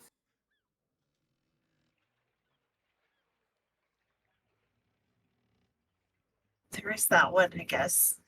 Like, I'm really interested in the cannons, but I keep thinking about what it is that we're supposed to be doing here, which is going somewhere we're not supposed to go. And so being on a big fucking boat with big ass cannons when they're just firing them at will in a dock without warning anybody about it is probably not the best way to be inconspicuous. Oh, we need to be sneaky. As you're having this conversation, all of a sudden you hear, "Oh!" and poof, you see like a freaking watermelon gets launched off of the back of the barge ship. A watermelon? And all of a sudden, just like watermelon. all of a sudden, just like Oh, fuck. kaboof, and then explodes over the bay. We have a permit, I and might then have been throws too another hasty. piece of paper. I might have been too hasty. One, they're really good at their documentation, and that was a watermelon. That one does look fun. Do you think they'd let us shoot? They'd probably let us shoot watermelons out while we were just like at sea. That sounds Compton. That sounds fun. I mean, look how That big sounds their so ship is. good. They could probably grow their own watermelons. Oh my God, you're not wrong. But I hate everything about this right now. Why do I have this paralysis of choice, y'all? I can't do this. My brain's melting a little bit. It's almost like the DM made 3 very unique ships. I'm gonna be very sad if you don't make the obvious choice. Watermelon ship. Let's. Dandy boat all day. So as you're sitting there in your paralysis, you see this little halfling woman jumps up on the side of the Silver Duchess. "I informed you here for food. Coffee's ready. Well, lunch, dinner. Oh, dinner. We're gonna call it dinner. Dinner's ready." Yeah. Okay. Fuck. Okay, we got to talk to him, but we can go check out the war one after. Okay. Okay. All right. Coming. Stowed, I bet you they got cookies. I got my own cookies. She pulls out a tart from the bag. I bet From they got how fresh long ones. ago? Very long ago. Very long ago. It's like, here's the thing. It was like a red tart. It's starting to get like that bluish on it. It kind of looks like a blueberry tart now when it was originally a strawberry tart. Turned into blueberry ones. Nope. Oh,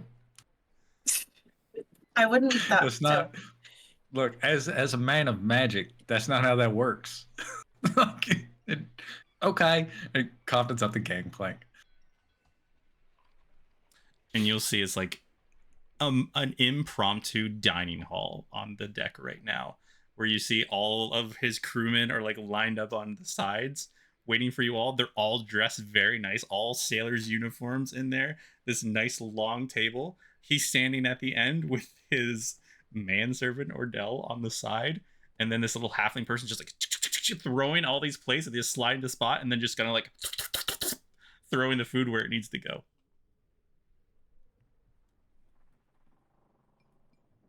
Okay, so do we just like pick a seat or Anywhere you'd like to sit, this is your reserved table as our special guest.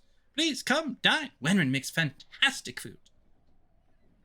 She's like, okay. I sit down. stop it.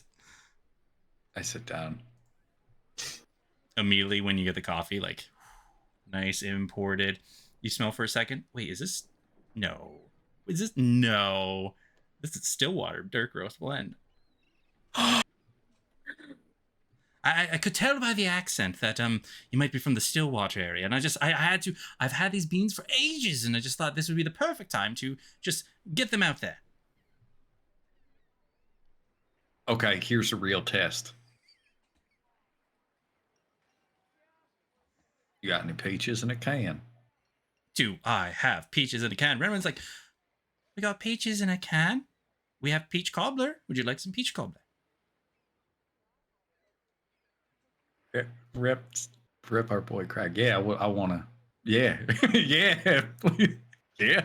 Sure. I mean, I wasn't gonna eat none of this food, but guys, like it's peaches, peaches in a can. You ain't never had this. We gotta eat some of these peaches. Stoat, you're gonna die about these peaches. If you like, and then he's like, if you like, Wenwen can show you to our fully stocked kitchen.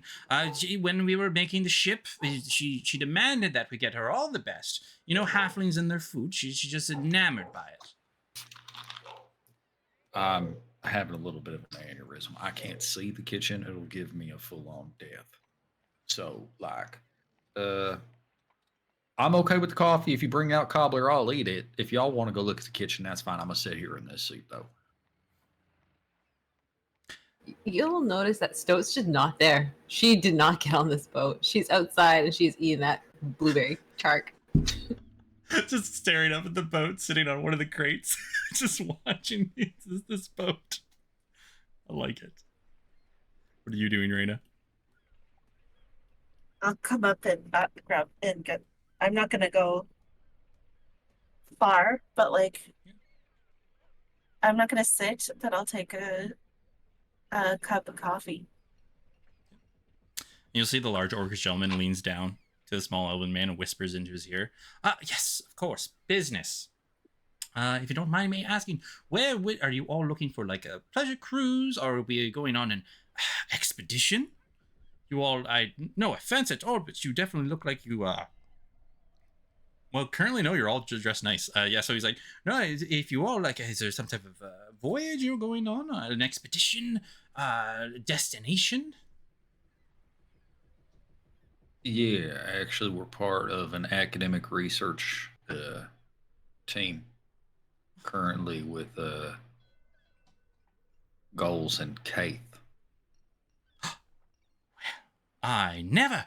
Caith, you say? Kind of like gives a jab to Ordell. Ordell's like, my big boy here, manservant. He's originally from there long ago. Really, don't say. Yes, can't you tell? And he like slaps his cheek. Can't you tell by his skin color? Quite from that region. So we should have an. I understand it'll be a hush hush, quite the secret. You know, as they would all say, quite the scandalous tale. If anyone were to know that this is where we're going. So hush hush the word. You see, he's kind of like excited at the prospect of doing something naughty. Okay, I can't. Who steers the fucking ship when it's moving? Oh, what? I'm the captain. I'm not the helmsman. Of course, that would be Ordell's daughter. And he points up at the very top, and you see this half-orcan female, very large as well, on there. She's holding the helm and just kind of like looking around, doing the work.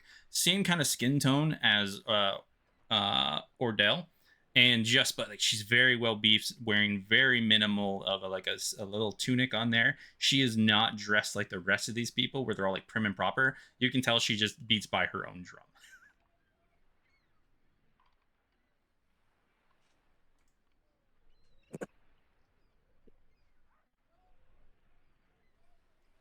Everything about this screams don't do it, but at the same time, you offered me peach cobbler and Stillwater coffee. So like, I'm torn. I'm vexed. I'm in a position where I can't think right. Raina, help me We think right, still have please. 'Cause to make a decision. Thank you for the treats. Oh, what? Of We'll course. get back to you. We have fully loaded kitchen, cannons. We have everything that you would need for your expedition to Keith. And he says it all whispery. Thank you. Thank you. Can I? Do you got this to go? Can I keep the cup? Of course you did. We're going on an expedition together. Of course you could keep the cup. Yeah. Compton walks out drinking the coffee. Pulls out the handkerchief and is like waving at you all as you get off the boat. Adjusts his giant captain's hat. We're not going with them. A voice in the ether tells me we should go with them. I don't know how to handle This this. is my Okay, voice yeah. coming to you here. I kind of like that. Actually, Yeah. you're right. You're right. Keep me in the present. I get so lost in the past. Can you We're take not- me to? We're not going with them. If we go, this kid is going to write about it in his book. And that is not what we need. Yeah, that's fine. Yeah. Definitely, the dwarven boat with hard tack and holes is better than a fully stocked kitchen and the man from the island we're trying to go to. We Right? are in a sprawling city in the midst of a festival. We can find things that we can find food that we can bring with us. Oh, hey, Stowe, you missed out. They were chock-a-block with pumpkin. I got pie. They had pumpkin? I mean, you don't know. You didn't get on the fucking boat. We're supposed to They stick didn't say together. anything about. They said nothing about pumpkins. You don't feel. Wait, hold on a second. You don't feel good. Wait, you didn't eat that fucking tart, did you?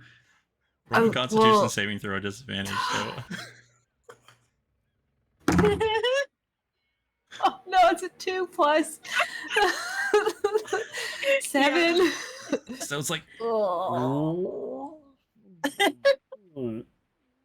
Remember that time I got sick at that lady's house? Yeah, Yeah, I'm feeling that.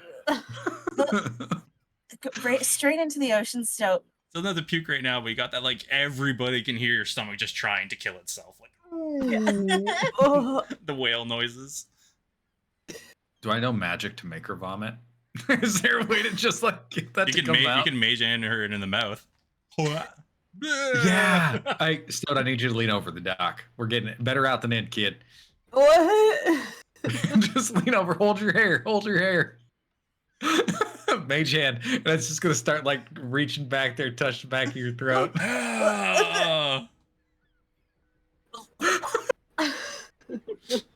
Very uncomfortable feeling, Stowe. No bueno. Did you just magic that out of me? Yeah, it's pretty good, right? Oh. Oh god. Okay, it's fine. Let's go look at the cannons. Are you going to be okay? You need some water? We don't have any. You want whiskey? Got my own water, thank you. She Okay. is that Okay. you fill that water up and Simon filled it up at that Okay. lady's house. okay, His good. mom's Okay. house. Okay, let's go talk to New the water. gnomes for y'all. And then here's the thing. I'm out of this decision from here on out. Y'all got to make it. I've Okay, so officially for- quit. So Let's first, go talk to the dwarves, We're not gnomes. going with the dandy van.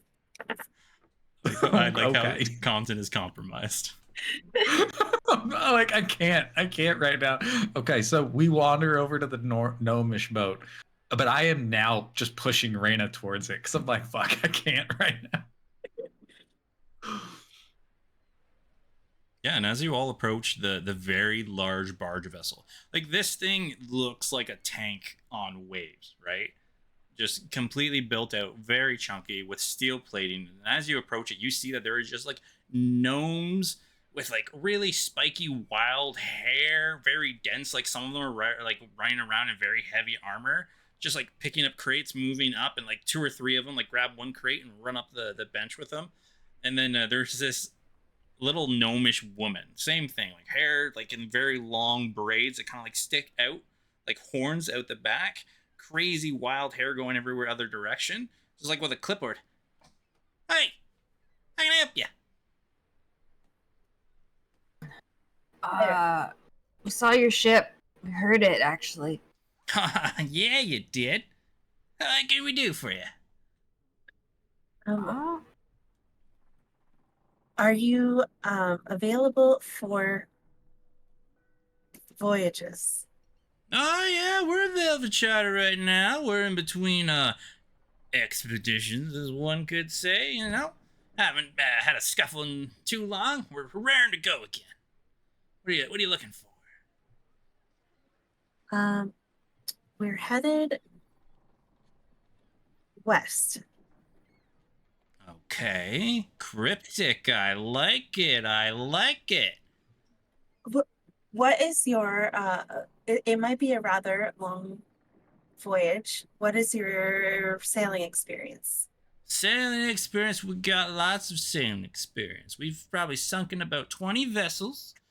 You know, we helped bombard a coastal colony that was filled with cultists.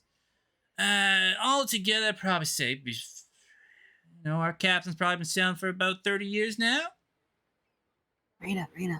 Cultists, that's like the magic guys, right? That are assholes? Yep. Oh, yeah. Okay. That sounds great. What Well, first off, before we continue, hi, I'm First Mate.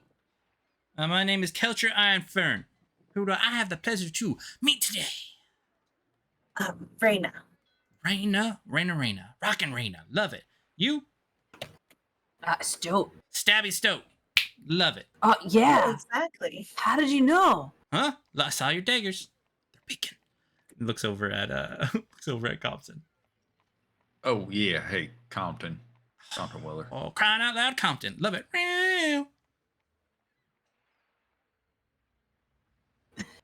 Okay, might like it here a little bit. What do you need? What are we working with today? We are headed on a Expedition. We got that to the west. expedition. All right. Yep. Yeah. We're there. We're Ever here been together. Ever been to Caith? No. There's a trade embargo there. Okay, so you do mostly trade. No. Far away from it. Just means we had no one hiring us going that way. If you're hiring us to go that way, we'll go to Kate. Right. How many people are on a ship like this? On this one, we got a crew of 30. Big beastie like this, you need all hands on deck to get it through. Yeah. How good are you at like subtlety? Just wondering. Points at all the cannons.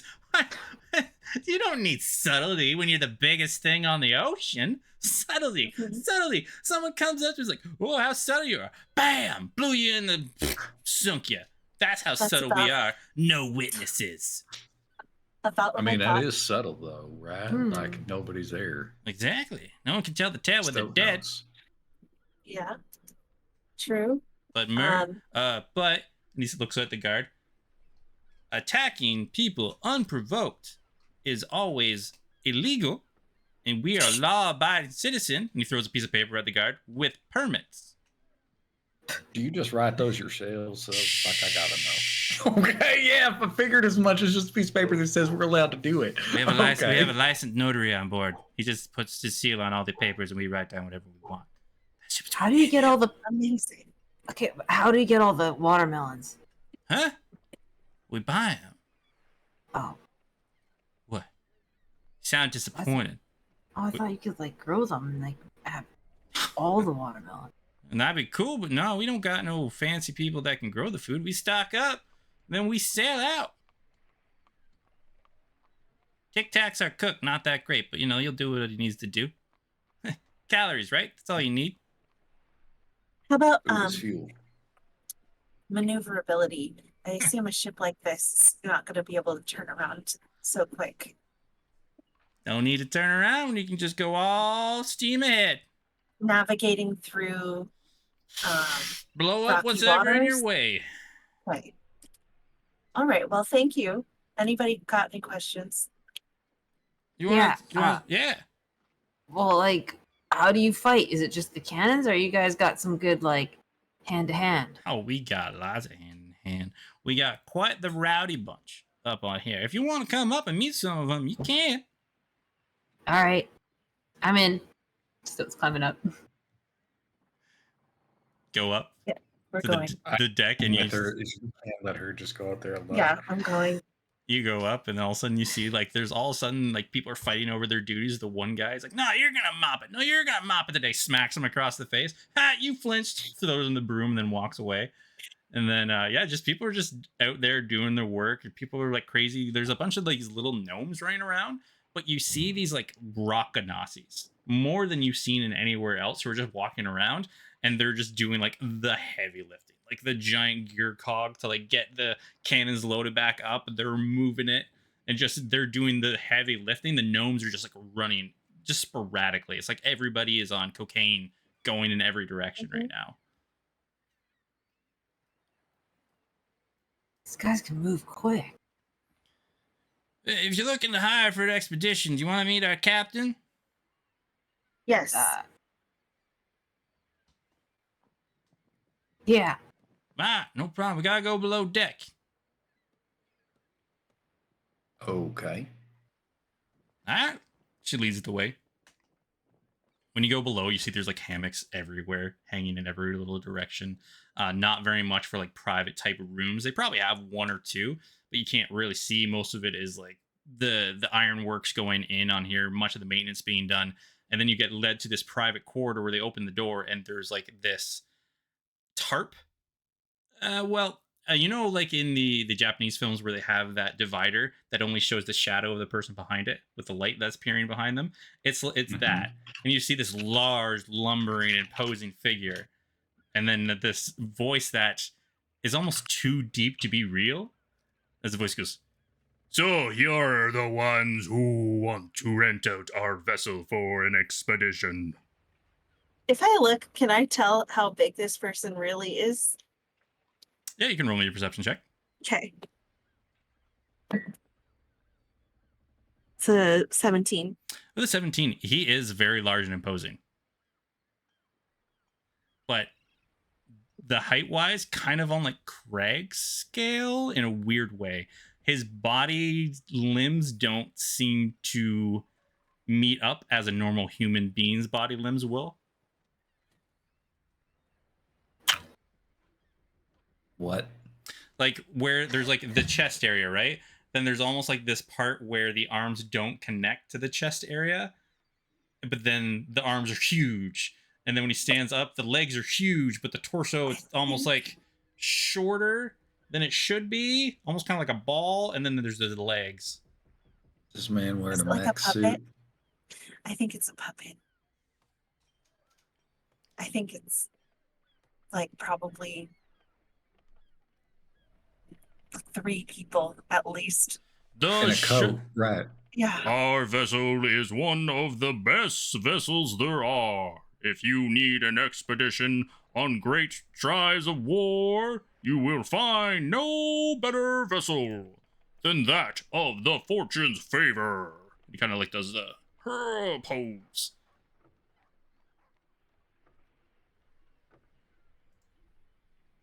Y'all I'd have like- fun. Compton leaves. Like, he's just gonna go. This is bullshit wild. Okay, yeah. Nah. He just scurries away. I'm sure. And You your bump- name, the captain? Yes, I am. One second, let me grab his name. I am Captain Malchus Fowl. At your service. Haha. And like when you're just walking away, you bump into the gnome. He's like, "Hey, want to fight about it? Big man, tall man, Mister, I got long legs." I light my hand on fire and just stare at him. All right, cool. You be tall, that's fine. He just walks away and keeps going. Alright, well, thank you for your pitch, sirs.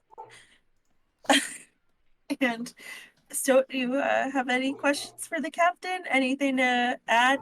Anything you want to see here before we? You know, no, I think, you got a really cool ship. Would be better if you had a watermelon plantation Yep. farm.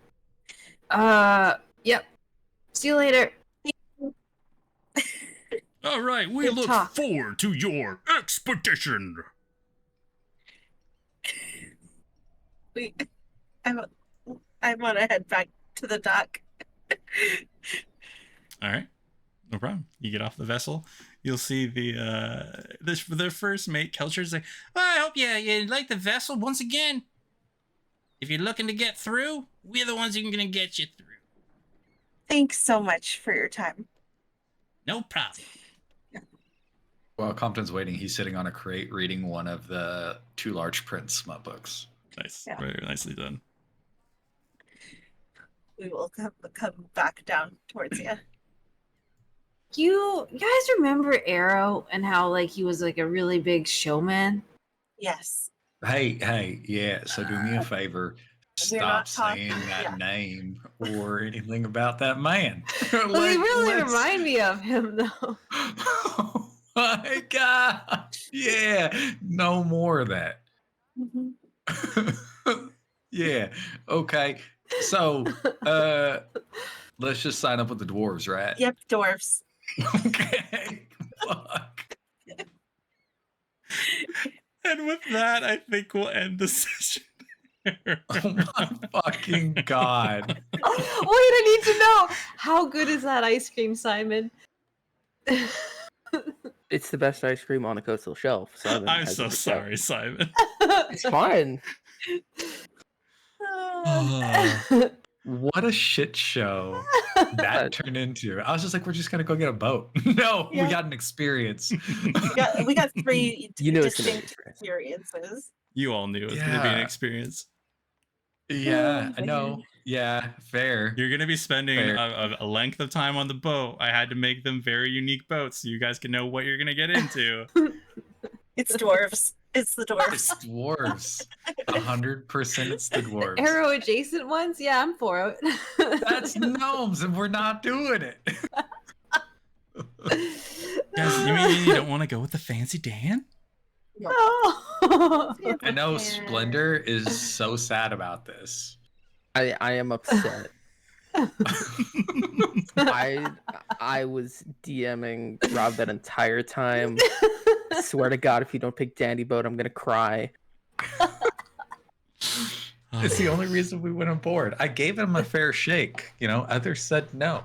I would have said no as well, but at least I made it a group thing. I thought we were gonna call up Daddy Durant and be No, like, "Hey, that would be if we had like multiple valid options that we couldn't choose Two. between. You have at least 2. No. We have one.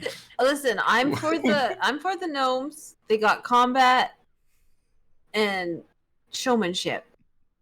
Yeah, No. they got showmanship, that's for sure. Get in there. And guns We're blazing. going somewhere we're not their supposed to puppet go, and their captain. solution is we'll just All right. shoot whatever shows up. All right. Hey, everybody. Thank you for watching this shit show, which is our D&D game, but we have fun. Yay. So same time next week, 8 EST, as let's be honest, I think you guys are going to change your mind before the week's out. But No right way. now we're sticking doubt with it. dwarves. The dwarves. Yeah. I hope you all had a wonderful time. Thank you all for stopping by as always. Next week's going to be a crazy week. Next Friday is our Starfinder one shot with the Yay! wonderful Teeny Potato, Verbal Hero, Splendor, Danny Don't You Know, and Cheever. It'll be a crazy Danny. week next week. And then on Saturday will be our normal campaign. And then on the Monday, because I'm stupid at planning and hate myself, the new campaign will be starting on July 24th. So You really stacked them right up there, Grim. yeah, I know. I totally was very terrible at planning. So yep. So hey everybody, thank you again for stopping by. I'm gonna find someone to raid out with. So as I do that, because I'm gonna be easily distracted, you guys talk. Penis. I mean, lots of it, right? Oh Just- my god, just- absolutely. so Just much flying dick. in the wind. Yeah, just flopping about all willy-nilly, directionless, right? Mhm. Probably a little bit of a curve to it. Multiple shapes, right? All shapes. No two dicks are alike, I assume. Maybe they I'm are. also Wouldn't that happy be how we wild? got through like half of my prep. We try. Okay, Yeah, hold no, on a second. It was me. It was me because of the boats. I fully accept that. You know, the boats Those were what they boats. were fantastic. Those boats are fantastic. We clocked the right one from the beginning. We fucked up looking at the other ones. That's on us. We Yeah. should have just. How went could with we the not look at the goddamn one that was shooting fucking watermelons when all Also, Rita you wanted were to did do? not say- go look at them. I was gonna say also on Grip for having that one flag us down and then that other one with the watermelons. Yeah. It's like, hey guys, neon signs, come hang out. Yeah. It'll be a good time. The GM knows you guys pretty well. Oh how to live man. here. And then he made Simon's rendezvous just attractive AF. That Yeah. was also rude. All right, everybody. I'm going to be rating out to Emeron. He runs, he's running Cyberpunk campaign, and I think it's super cool. So everybody, go have a great time. So we're going to go Grim Quest, Punk Rock. Grim Quest. Grim Quest Punk Rock. That's going to be my message. John, so cute. Everybody, have a great night. See you all next week. Goodbye. Good night. Thank you.